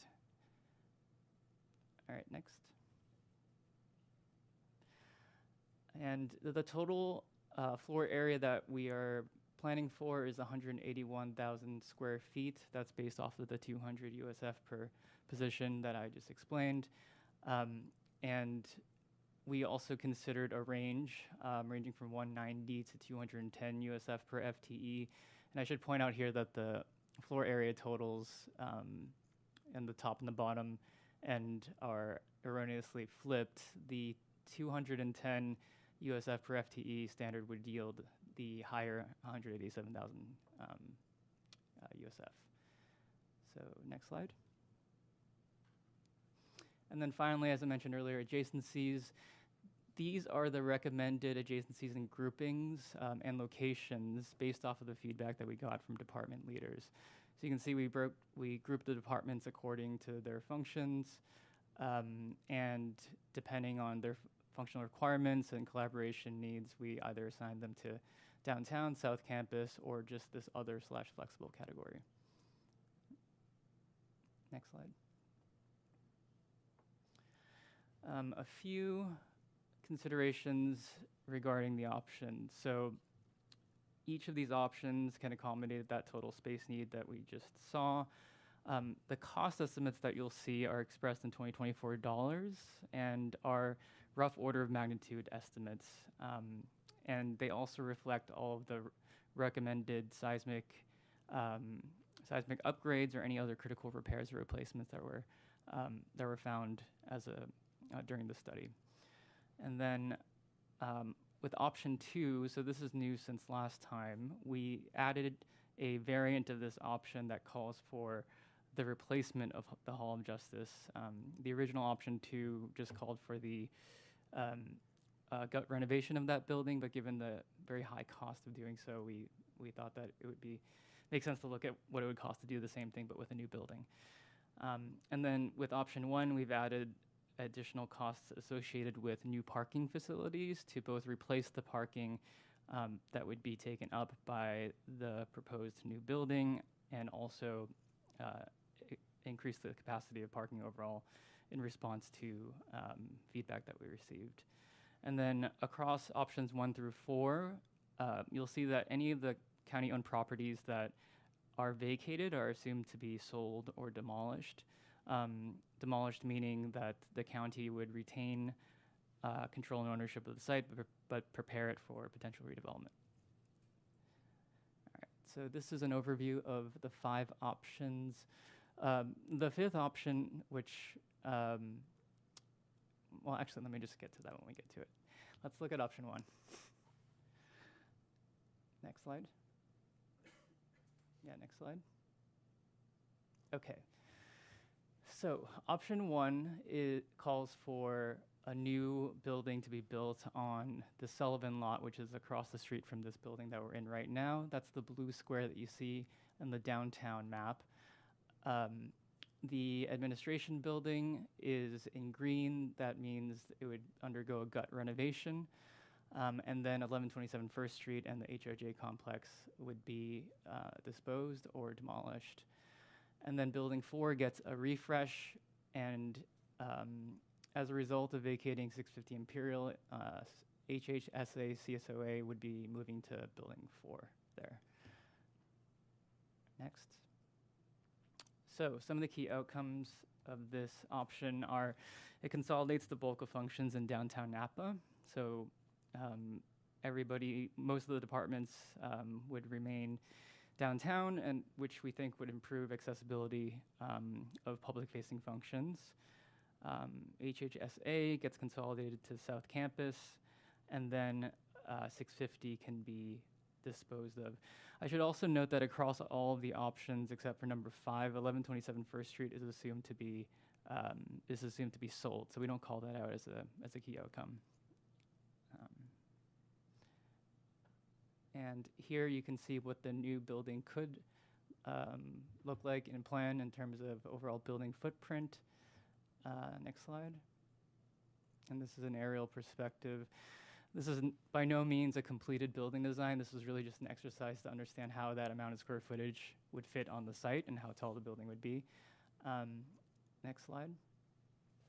And then this outlines the parking, the additional parking that was included in the cost estimate. So you can see that all of these structures combined would give you an additional 270 spots, which is more than the current 120 or so spots that are on that surface parking lot currently. Next slide. So this shows where the departments are currently. Next. And then the final state of option 1, which you can see is very much weighted towards downtown. All right, next. A few of the key, so this is a summary of all the key characteristics. I just want to call a couple things here. The total implementation time frame, where we would expect to be around 8 to 10 years, which would mean that the earliest possible move out of 1127 First Street or the admin building would be 3 to 5 years because of lead time that's needed for preparing for the move and also constructing space for them to move into. And this comes out to a total cost of $222 million, which is the most expensive option amongst the 5 option. Okay, next slide, please. So the next one is renewed HOJ. This is the one that I said that we considered 2 variations of. What's shown here is, the HOJ Hall of Justice in green in the downtown map. So that calls for gut renovation. The alternative that we studied would call for the demolition of that building and a new building to be built on that site, which would essentially be just like the building in option 1, but moved over to this site, about the same amount of square footage. As for the other buildings, 1127 First Street, again, is disposed. Building 4 gets a refresh, and 650 Imperial is vacated and disposed. Next. So with respect to the original option 2, which we're calling 2A, because that would be an adaptive reuse of the Hall of Justice that eliminates the need for new construction. This option also allows for the county to maintain its downtown presence, centralized storage and shipping at South Campus, disposition of 650, and then HHSA also gets moved to South Campus as part of this option. Next. Current state again, next. And then final state, which you can see is still, mostly weighted towards downtown. Now moving on to the summary. So total implementation for this would be 8 to 11 years. And earliest move out of 1127 First Street would be 3 to 4 years. Cost for 2A, which is the gut renovation, is just shy of $200 million. And 2B, which would be new construction, so demolition plus new construction, is only a few $1 million more at $204.4 million. Next. So the third option is South Campus full consolidation, which means we would be vacating all of the properties downtown, moving everybody into South Campus, and then also vacating 650 Imperial. in order to do that, we would require a new building, building 5, which is the blue block that you see there, that would occupy land that is currently, some of it is parking and other parts are just open lawn. But this new building would have enough capacity to move all the current downtown departments onto South Campus. So next slide. This is what that building would look like in plan in terms of its footprint. Next slide. And then an aerial perspective to give you a sense of bulk in comparison to building 4. The main outcome for this one, of course, is that we're essentially creating a new county hub in South Campus and vacating and eliminating its presence in downtown Napa entirely. And of course, like I just said, this would require a new building to be built, building 5, and potentially additional parking. We didn't study parking in detail for this site, so I don't have a specific figure to, to provide on that. But anecdotally, parking is already somewhat tight there, so it's likely that new parking would have to be built in the form of a structure. Next slide. All right, so this is current state again, and then next. And then final state. So you can see everybody's moved over to South Campus, and we've kind of allocated the departments to either building 4 or building 5, depending on their adjacency needs. Next. So let's see here. So this, because this moves everybody over to South Campus, that removes the adjacency between the criminal justice functions and the court, which is slightly problematic given the level of interaction that they have and the need to visit that facility on a daily basis. Total implementation would be 6 to 7 years.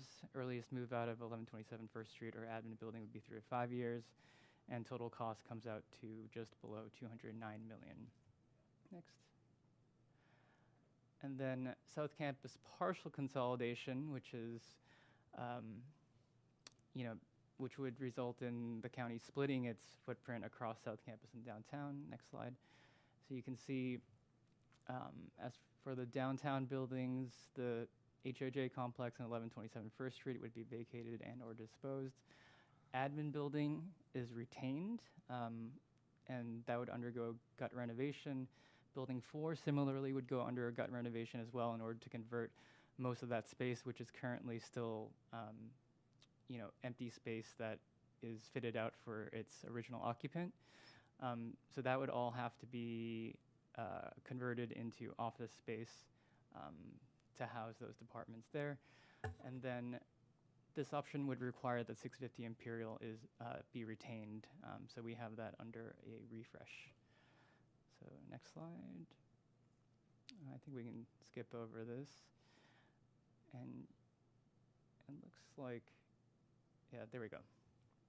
And you can see the split up of departments here between downtown and South Campus. Next. So this option, because there's no new construction involved, and it would take a bit less time. So total implementation would be about 5 to 6 years at a cost of $140.1 million, making this the least expensive option. And in addition to that, it also allows you to maintain the criminal justice functions close to the court. And most public-facing functions would then be consolidated to South Campus. All right, next. And then finally, option 5, which is status quo. That's really just, sorry, next slide. That would involve just keeping all of your current facilities, keeping all occupants where they are, and essentially renovating, doing incremental renovations to address kind of critical facility needs as they come up. And here, some of the key outcomes are that you keep everybody in place, but however, these buildings, many of which are aging and require some pretty costly repairs, would require more frequent maintenance.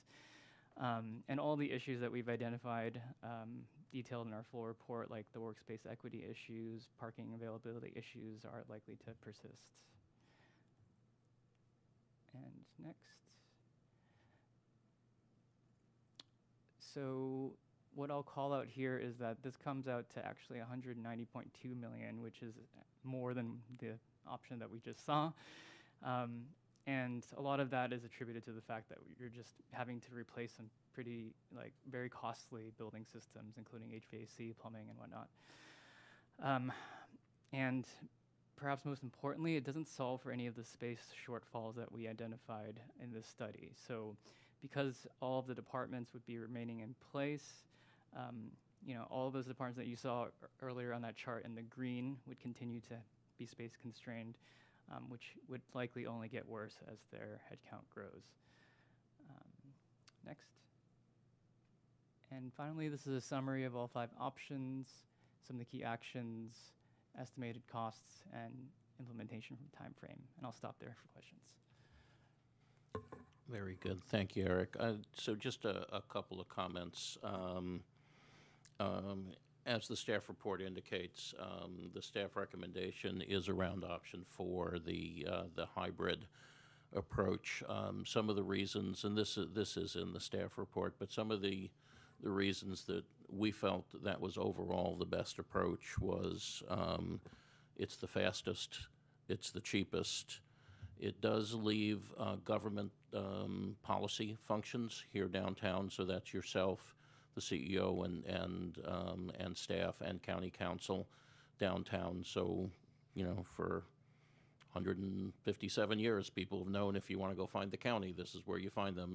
And from a policy standpoint, you'll still be here in this building. The board chambers would still be in this building. This is getting a little bit ahead, but we did talk about building a new board chambers probably on the first floor because it's just so much more convenient for the public to be down there. It groups all of the other functions together at South Campus, so if somebody needs to go to the assessor, but then they need to pop over to Public Works, and then they need to talk to planning, and then they need to pay their property taxes, all of that will be in one place at South Campus. We can set up a sequence that doesn't require a lot of swing space. Swing space is very disruptive and very expensive, but we can do a sequence such that there are some functions in Building 4. There are a small number of employees. We have some leases there for our elected officials. We do a lot of storage there, but it would be relatively straightforward to empty Building 4 in order to do that as the first major project, which then creates space, which will allow us to move people out of this building, which will allow this building to get done, again, all of that without having to go out and contract for a great deal of expensive swing space. It also leaves this board, a future board with maximum flexibility. You'll be left with some very valuable assets, and valuable could mean dollars, but it really also means value to the community. So a future board will get to make a decision on what to do with 1127. You will still have the HOJ jail site, which that will be demolished. There will need to be a small court holding facility, but otherwise you get that entire site and decide what to do with that in the future. The Sullivan lot remains available, and you get to make a decision on what you want to do with that in the future. And even at South Campus, what we were calling the Building 5 lot remains vacant, and it becomes an option for what the board might want to do in the future. So it really keeps a lot of your options open. And also because we're not creating any new facilities, it's the simplest path from a CEQA standpoint and from a permitting standpoint. If we were to do a new building next door, at a minimum we would have to do maybe a mitigated neg deck. We might need to do an EIR. Since we're not going outside the skin of our existing buildings, it's a much simpler, much faster CEQA process. What you get with that option is a fully rehabilitated and seismically strengthened Building 4. You get that same thing, which I won't try and repeat again, but for the administration building here, The HOJ jail complex is removed and the new court holding facility is created, and then again, you have that lot to do with as you wish in the future. You also get a remodeled and improved 650 Imperial Way. And as part of all this, as part of the future design, we hope to create additional community and employee spaces, new board chambers, vastly improved workspace with growth that will hopefully handle us at least for the next couple of decades. I will touch on this. So 1127, I know we've had discussions about the HVAC system and the roof in the past, and I know the board is hesitant to want to put any money into a building that we ultimately won't be keeping. But I have to say that we're not going to be out of 1127 for under any of these scenarios, at best 3, 4, but really probably 5 years. The HVAC system is not going to last. It was actually damaged during the storm last Friday. It was not operational as of yesterday morning. I think we've gotten it back online, but it's not going to last. We've also looked at what it would take to move everyone out of that building in the short term. The cost of leasing, finding another space to lease, and there are spaces out there, but finding another space to lease, doing the tenant improvements that would be needed for each of those offices, and unfortunately, none of them easily move into existing office space. The public defender has his own needs. The district attorney has very specific needs. Even child support has very specific requirements and needs. So the cost to do those tenant improvements and move them, and then pay rent for 5 years, and then move them again, is nearly 3 times the cost. We're looking at $15 to $18 million is kind of what the math comes out to, as opposed to spending the $6 million to fix the air conditioning and the roof and just have the building operational for another 5 years. So that is a part of our recommendation. I think the next best step would be to have Assistant CEO Craig come and talk a little bit about how this could be paid for. And then, obviously, we're open to questions and if there's any public comment. Great, thank you. Good afternoon. In the board report, it contemplates the potential for financing this project and the way it would be structured, similar to how we just spoke about transportation projects. We would go ahead and recommend doing the design work first because that is not bondable. It is technically eligible for financing after the fact, but we do want to recommend cash for that piece of the project. And then when it's time to issue the RFP out for construction would be at the point that we would try to structure the financing for this. So then the funding would be here at the time of the construction, and then they could go hand in hand. It would likely be a certificates of participation recommendation. We do have consultants, financial advisors, bond counsel, and our staff in the treasurer's office, auditor controller, and the CEO's office would all work together to make the analysis, the structure, the recommendations that would then come back to the board for the recommendations for the issuance to align again with the construction RFP and award. So the likelihood of bonds, they could be, and when I say bonds, interchangeably, certificates, COPs, whatever that mechanism is, it would be what is the most feasible for us. So interest rates definitely play into that, but the term of it will also play into it. And what we would want to determine is what would that annual payment be that is able to be absorbed into our operations. And so looking at various options, the simple one would be straight across annual equal payments, principal and interest. And at this point in time, an estimate for $140 million issuance could be over 30 years, about a $9 million payment. Could it be a 20-year payment? Yes, then your payments per year go up. Could it be more than 140 million? Could it be less than 140 million? So I went ahead and did 140 million, even though we plan to pay cash, because there will be financing costs also. So, and until we know what the actual construction contract is.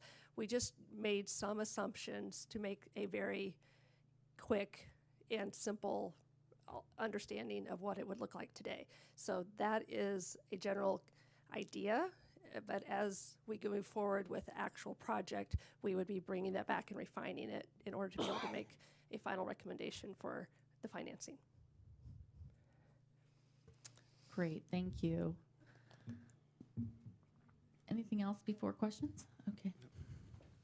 Supervisor Pedroza. Thank you, Chair. And I'm going to look at this as a customer.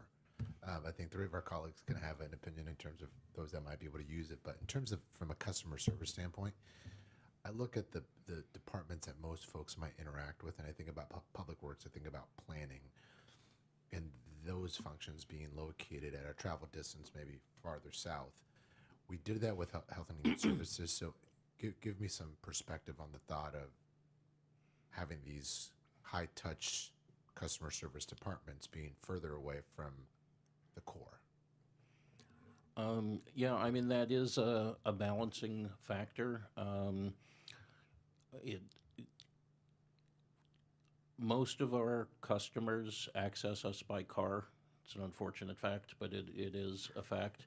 And really, wherever you're coming from, if you're coming from Up Valley, you come down 29, you get off first and come down here, or you stay on 29 and go to South Campus. It's an additional, maybe it's 10 minutes, or somewhat less. So I think there's certainly, it could be viewed as a negative having those departments a little further south. It could also, just to be honest, the board themselves may view as a negative being, further away from their planning director, who I know each of you spend a lot of time with. But there's a benefit from having all the departments together. Right now we're pretty spread out as it is. Even though we're downtown, we're spread out in different buildings. So at least we'll be consolidating.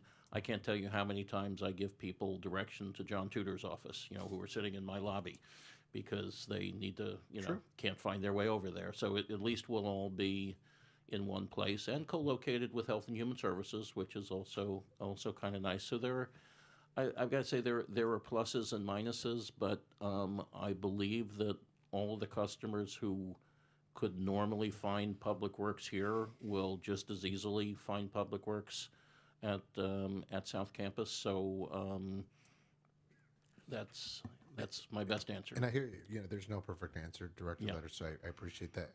I want to be mindful of that, and I know that we're pushing to go more electronic submittals. Mhm. So I think that's an element of reducing touch.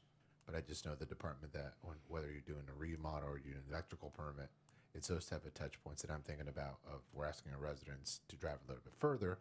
If it's improved customer service, I think those are the measurements that I'm going to be thinking about. As this moves forward. Yeah. So. Again, I will just mention, Supervisor, one of the things we talked about in terms of moving the departments together and some of that customer service is perhaps doing a joint counter, such that right now you have to bounce from department to department, even planning to Public Works. We're on different floors. We talked about doing and we could probably arrange it such that we have a joint counter. So whatever public service you need, you're going to one counter. You're only going to one place. And what happens behind that, you don't have to worry about that. And then the only other part, again, I think it'd be interesting to look at if we have an ability to surplus the properties that the government is not using. I think that's wildly important. Right now, any property that we own gets zero property tax. So if you put it out in the market, you generate property tax, which means more revenue for local municipalities. And I think if I'm going to call it Carithers, when whatever the address is, but when Carithers goes on the market, because under option 4 you're proposing, that would be on the market at some point, correct? It would at the board discretion. Yeah. Wonderful. I think talking to the city, with their parking garage, if there is no need or they anticipate not needing that garage, being able to go out to the market and have that block, coupled their garage with our Solvum, lot, what an incredible opportunity to make a block available in downtown Napa. Right, for development. So I think that's a conversation that I definitely would encourage us to have with city administration and leadership around their interests, around being able to repurpose a block in downtown Napa. So I just think it's an exciting opportunity that we should not do haphazardly, do it in concert with each other. So thank you for all the work. I'll just mention Surplus Lands Act and leave it at that. but absolutely, there will be many opportunities. As I mentioned, it gives this board, a future board, so many different options as to what they might want to do in the future with those assets. We have a lot of experience with Surplus Lands Act. We could name them. So Yeah. I think this is just a partnership opportunity with the city. Understood. Thank you. Supervisor Cottrell. Thank you, Chair. Thank you for the presentation. It's really helpful. We've talked around a lot of these topics before, so it's great to have it all presented here. My question was similar to Supervisor Pedrosa's, particularly thinking about District 3 residents. South Campus is just that much further. So that's a downside. And the upside is that we can build out and design just a better customer service experience all the way around. So I do see that as a win of option 4 at least. But I wanted to go back to kind of the outreach, and so that we make sure we understand who you heard from on this, because I would imagine that all those departments had thoughts about that, thinking of their, the members of the public that they interact with, their customers. So how did they weigh in? How did PBES and Public Works, for example, weigh in on that? Yeah, so we had each of the departments fill out a space needs questionnaire, and then we followed up with individual interviews with each of the department heads. And a part of that questionnaire was centered on their operating characteristics, what their ideal locations would be, and what other departments or external agencies that they want to be co-located with or just near. So that was really what drove the recommended department groupings that you saw earlier on in the presentation. I will say that what we heard from most of the departments is that while downtown is preferred, that they wouldn't necessarily see moving to South Campus as like a detriment to customer experience, especially if it meant being able to customize a facility that would just allow for easier navigation and, co-location of these high-touch services that Supervisor Pedrosa was mentioning. Yeah. Thank you. Supervisor Gregory. Thank you, Chair. I've said this before, but I think the county plays a big role in the vitality of downtown, having employees here during the day and especially at lunch. So I think 1, 2, and 4, options 1, 2, and 4,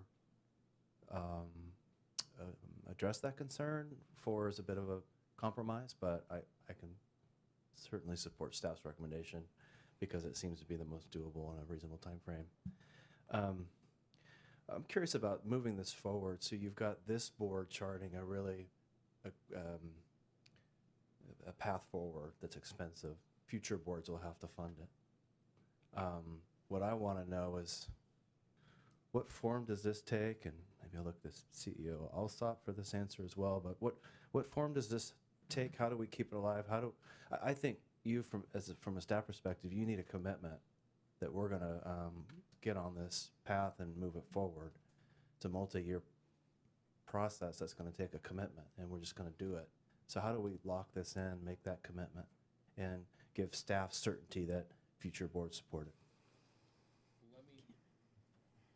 Let me just start with next steps, and then I'm sure Ryan will want to weigh in as well. So, assuming the board gives us a go-ahead today, our next step would be to go out for an RFP to hire an architect to start the design on this process.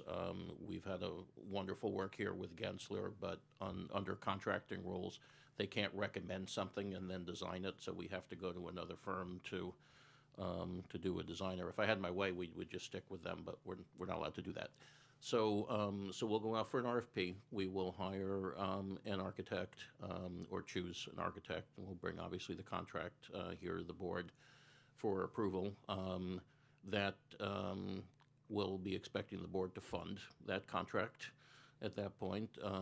Think in terms of the architect for the jail, which is a $133 million project. Basically, that was about a $10 million contract with the architect. This is a $140 million project, and in some ways more complicated because it's multiple buildings and it's remodels. So kind of in the same range. So our expectation would be that the board would fund that. So there's a big commitment right off the bat. As Assistant CEO Craig said, we do have that. We have that money in cash in our accumulated capital outlay account. We sort of, it's not officially designated, but it's sort of penciled out as, you know, 10 million for this. Once the concurrently the financing piece would be happening on a, you know, parallel path with bringing on bond counsel and, you know, the consultants and going down that process. So the board at some point would have to agree to do that. And then in theory, once the architect is funded and once the bonds are sold, the board's pretty committed at that point. Plus the fact that if we were to, like, the sequence would be bring on the architect, do the design. That'll take, I'm going to say 12 to 18 months. At the end of that period, we'll want Building 4 empty, so Building 4 will be ready for remodel. We'll do the construction down there. That also, say, 18 months. Building 4 is then done. We'll want to move people out of here to do this building. Again, just keep saying 12 to 18 months for each of these steps. You're sort of into a sequence that, in a sense, you won't want to stop, because once you start, you're moving down a path, and one of the important goals the board set was to empty 1127, partly because the building needs so much work and partly because of the value to the community of that building, as Supervisor Pedroza was talking about. So I'm thinking that once you start that sequence, this board, the future board, should continue down that path. Yeah, I appreciate it. Steve, thanks. I was going to also point out that the South Campus full option 3 at 208.7 million does not include a parking solution, which would be required, which would increase that total amount by $20 million. $20 million. So that's important to see there. So I think the first 18 months, without repeating everything that Steve said, is,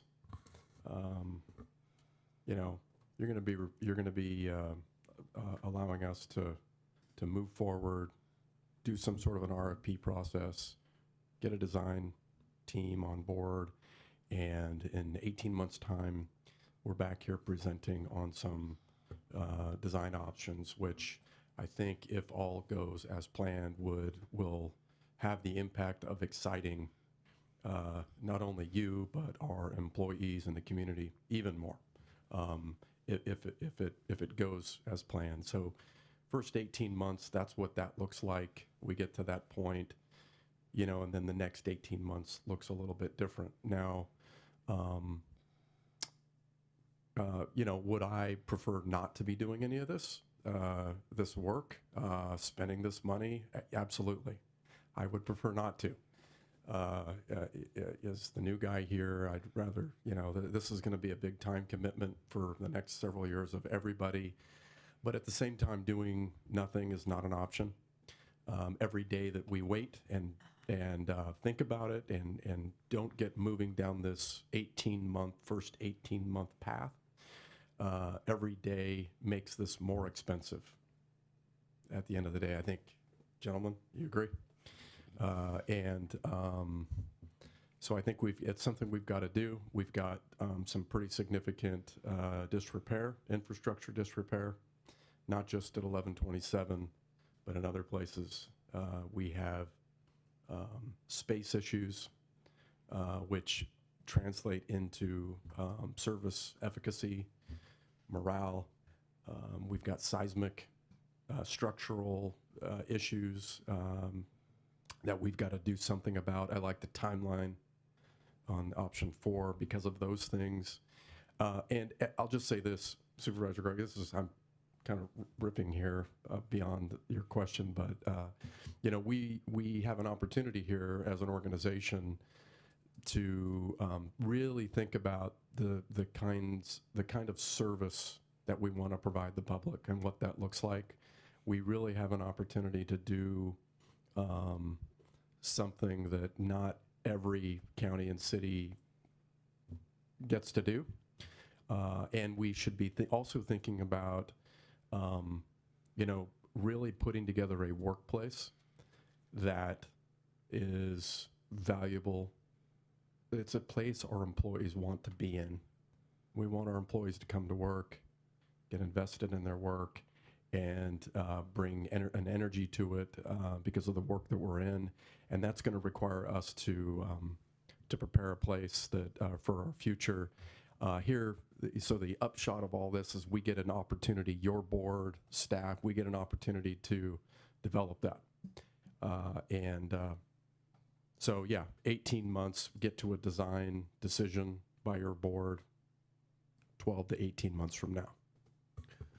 Great. Well, I'll come back in 18 months at public comment, remind you all of the commitment we made 18 months ago. How's that feel? One last question. When we talk about going out to RFP for design, that's this bundle of projects. That's this entire package. Yeah, the idea would be hire one designer who would do all the buildings because they talk to each other. So first off, you just don't want to manage 2 different consultants, but you might make a decision in building 4 that ends up impacting the design here at the admin building. So yeah, one and designer. I think that's a risk we run if it starts to get bid out separately and there's space between. Then we start to lose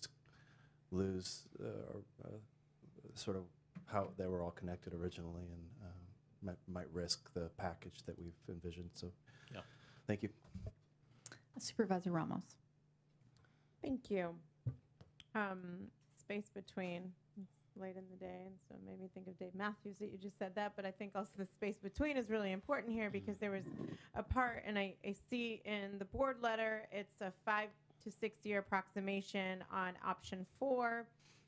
In the presentation in our materials, it said 3 to 4 years, but then here on the screen, it's back to 5 to 6. So I'm wondering, on page 76 of the plan, it said 3 to 4 years. So I want to realistically, which one is it? I think the 3 to 4 years was probably a holdover from a previous iteration of this.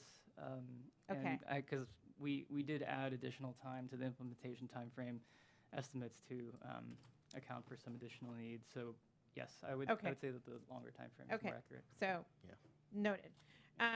Could you go on the screen to the pink and blues, not boys and girls, but like departments and who lives with who, and on the ultimate slide? Like You mean the recommended? On 4.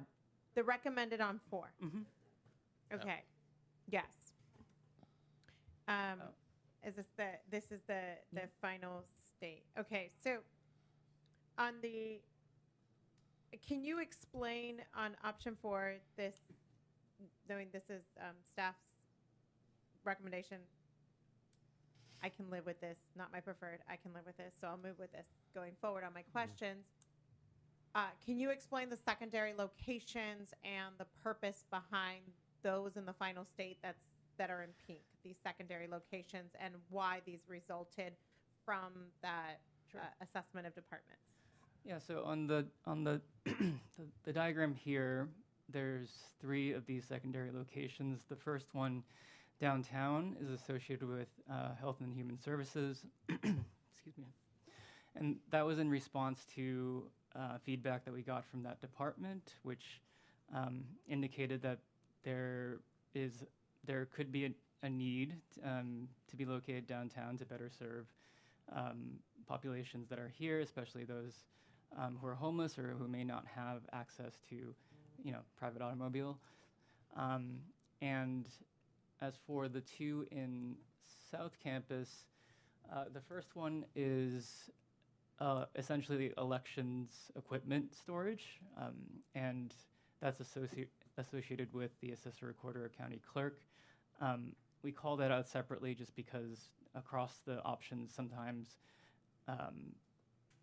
the department itself is not in South Campus. In this case, they are, so they would be co-located with that storage.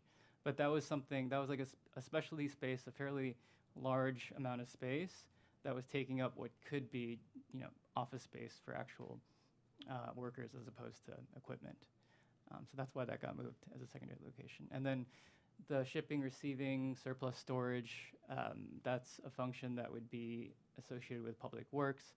And again, we separated that out because it's space that doesn't necessarily need to be co-located with the department itself.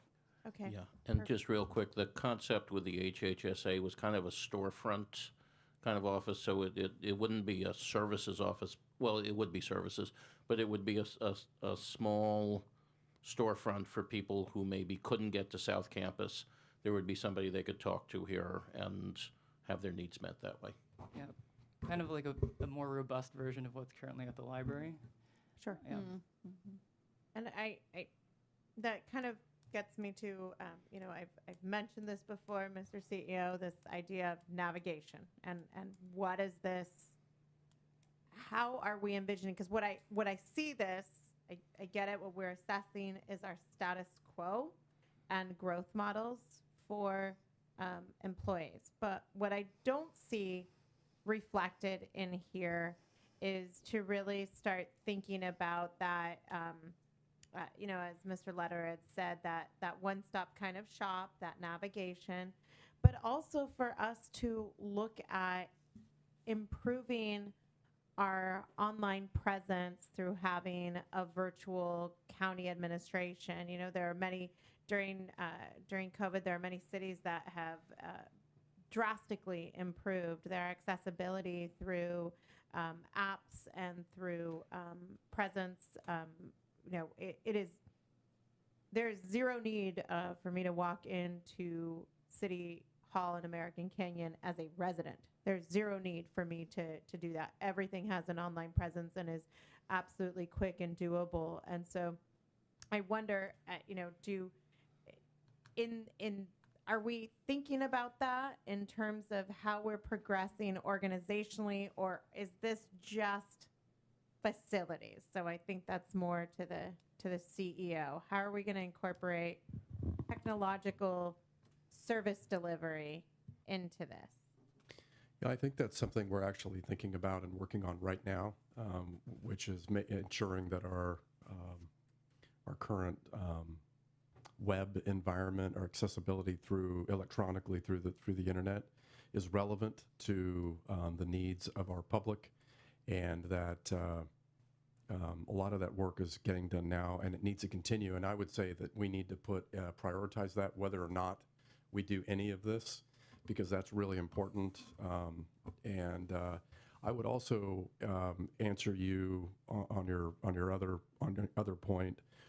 I think through our design phase and process, and once we come back to your board at the end of that process with some sort of a recommendation, that design process will consider, and correct me if I'm wrong, Mr. Letterer, but that design process will consider these, whether it's, economies of scale, streamlining, consolidation of services, synergies, all of those things related to the different departments that will be providing services, say, down at the South Campus. Yeah, as I mentioned, the common counter concept, and even just in terms of laying out the building, in terms of where the different departments will be in relation to each other. Right, and I would also tell your board that is something that I think that you're going to have some input into. You have a vision, obviously, for where you want to see things to go in this county, and you're going to be able to have some input into that, what that looks like at the end of the day, because we'll be coming to you to approve it and bless it. Thank you. The next one I'll get to is financing. So, so these might be more for Ms. Craig in terms of what we have available to us in the accumulated capital outlay right now for planning. Do you have a rough dollar figure on that? So right now there's about $30 million in this pot of monies. There are many items being considered for that use. So this isn't only one of them, but that's a priority that Steve and I have earmarked $10 million for this until we go out to an RFP to determine what the consultant fees actually are. That's what we are not touching in order to be able to make that recommendation to the board. So 10 million that we could take out of the ACO that would not affect other projects that are in the we pipeline right now. put money into the ACO for. Correct. Other things, though, that could be coming out of that 30 million could be the acquisition of the reentry facility. Could be Skyline, Cancun's. There's a lot of competing interests. So that's why we are trying not to really come forward with any other projects. We also know that as we're putting together the budget for next fiscal year, the opportunity to allocate some funds towards the continued investment into capital. So we are also in the early stages of preparing a 5-year capital plan in order to identify for the board our recommendations for the priorities of those uses and to get the board's input and feedback, and then to identify what that shortfall is going to look like across the organization, not just infrastructure. So right now, $10 million has been penciled, as he mentions, in order for us to be able to go forth with this recommendation to go out to RFP for an architect. Thank you. And then in terms of our buildings, existing mortgages, COPS, how much capacity do we have? How many payments do we have? And what's our payment schedule out for that? We have one payment remaining in June for the 2014 COPS, and then we are done. We're the done. only item that we have left is an energy bond called Krebs that has 0 interest, and we're making those payments through 2028, and the impact on the general fund's a couple $100,000 a year. So it's marginal right now. It's not really playing into any factor. We have full capacity, in effect, of what we have available to us. Also, something that was mentioned earlier that I didn't state specifically is any surplusing of any of these future facility vacancies is not factored into that debt payment. So at this point, I don't have the crystal ball that we mentioned to know whether we would sell them and at what year and at what amount. So any debt issuance could have that factored in the future if there's more understanding and specificity, or it could help offset future payments. But right now, it is a fully loaded amount with the assumption of 0 coming back into it at this time. I definitely would like us to continue to move forward with counting 0 chickens from those eggs and making sure that anything is, not surplus, because it's really not surplus, but that is a financial decision made in that moment. So I personally do want to say that.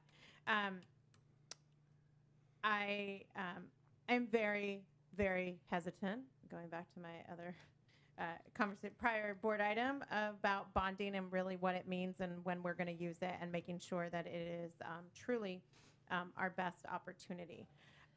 We've been in this position before, not this exact board, this county, when it came time to building the jail. I said it back then, and I continue to say it. The cheapest day to build was yesterday, but we've got to be really careful of making sure that we have bonding availability, and that it truly needs to, for me, it needs to be that last resort. And I think we have a lot of options, and we can take a page out of our own playbook. We did this for the jail. We set aside all excess ERAF dollars by financial policy into the accumulated capital outlay, earmarking them for the jail. And we only went out to actually build when we had a certain threshold. For us at that point, we said 100% of the total construction costs associated with the jail. Given the scope of this, I mean, we're really not that off. Jail was supposed to be 128 million. We're dealing with 140 million. It's not that much off However, the urgency for us here is definitely, it means more because It's more acute at this time, yes. Yes, and also I hear what my colleagues and CEO has said. This really is an investment in our workforce. I mean, I don't particularly like these beige colored, desks, but it is what it is. It's functional right now. But gosh, wouldn't it be nice to have a nice bright place that people want to come to work for, and that it sells itself, and that it really does create an environment of collaborative workspace, and cross ideas through departments. That sounds wonderful. It sounds like a dream to me right now. And because right now we have to walk and drive to other buildings. That said, I really want us to look at, again, renewing that commitment of using excess ERAF, putting it into accumulated capital outlay, utilizing that $10 million we have earmarked for the planning, and 12 to 18 months out on planning and design. That gets us, 45 to 50 million already set aside from just excess ERAF into accumulated capital outlay, and that gets us started on building 4. And then at that point we can make a funding decision of whether we want to cop out on building 4 to come and do this one, and then it goes back to the space between. Right? If I get the continuity of wanting to have design, but I also want to be financially prudent here. If there is a way to cash pay this, which I truly believe there is. I mean, we've dug deep before. We can do this. We're looking at 6 years. 6 years at 20, conservatively at 20, we can make this work with the 10 we already have. Yes, but we would also then be foregoing other projects. And that's why I think bringing the 5-year capital plan forward is going to help be able to visualize that, because what did happen during the funding of the jail is the deterioration of existing infrastructure, the foregoing of investments and improvements and rehabilitation. We would continue to have to forego investment in roads projects. We would have to prioritize which facilities. We know that we are identifying projects to go do rehabilitation on the HHSA facility. The sheriff's facility will come up again someday in the next 10, 20 years. Sure.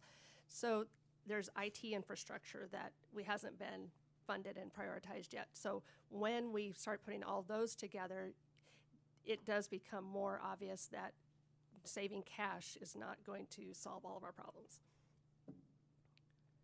And I definitely appreciate that. That's why I'm not saying no to the bonding, but I sure would love us to get to a place where we're not ready to go on bonding until we've at least cash paid at least 50 to 60 million from ACO. And I think we can get there. I agree. I do believe we need to use our resources to the best of our abilities. Okay, great. Thank you. Thank you for all the comments. I did want to point out another discrepancy on the packet presentation. On the hard copy is page 69, the electronic page is 35. It does say that option 3 is 186 million and will be a 4 to 5 time year horizon. So I just don't want the public to get confused when they're looking at the different documents. Right. I think a correction is the additional $20 million is a parking solution down South Campus. Yeah, that's what I was. It does include a parking that's solution. That's what I thought when the CEO brought that up. But it's an expensive solution, yes. Yeah, so that does, the 208 does include the parking solution because the prior I guess it does. ended up on that one page. So just to point that out to. And the general concept would be to go where building 3 is?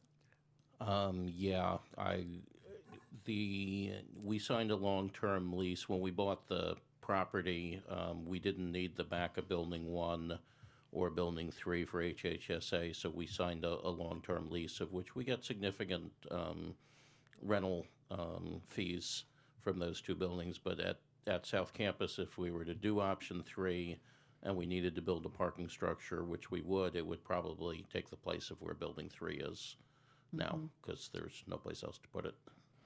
Okay, great. Thank you. And also, there was more detail, in your report, as you mentioned, in comparison to the summary that we saw. And so I did like to see several things called out: the need for wayfinding and navigation. We already need that in South Campus. It's not really well done right now. The need for the one-stop, again, we already need that in South Campus. So another opportunity. I really like the idea of putting a lot of these departments together on South Campus. I think it will give us the opportunity to do a lot of collaboration that maybe we haven't seen before between departments that don't normally necessarily work together. And I wanted to just mention that the transportation issue, this was something we were concerned about, or the community was concerned about when HHS moved down there. And I'm just still curious about how our most transportation challenged clients are getting to services. And so this idea of having some kind of a little one-stop counter or something downtown is really important. But just to kind of take a look at that at some point in terms of how are we making sure people get down to South Campus, and if we're going to have even more services down there.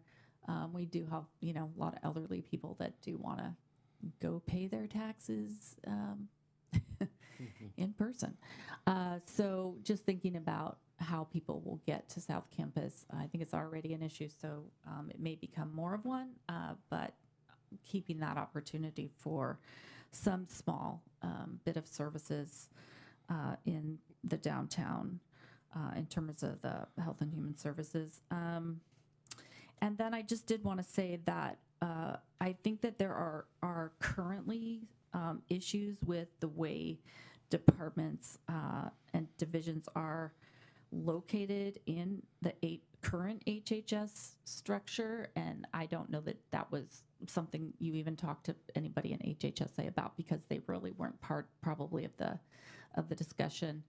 But just going forward, thinking of South Campus as one campus and making sure we're not just like, oh, here's building, we're just going to kind of put all the people in downtown into buildings down there, but giving it a more comprehensive look to make sure that everybody really is placed where they need to be placed, and making sure that HHSA, the current services that are there, brought into that discussion so that it's a more comprehensive discussion about where things are in South Campus, because there are some natural affinities, and it is really tough to get around down there in terms of being a client and figuring out where the heck you're supposed to go. So these are all great opportunities.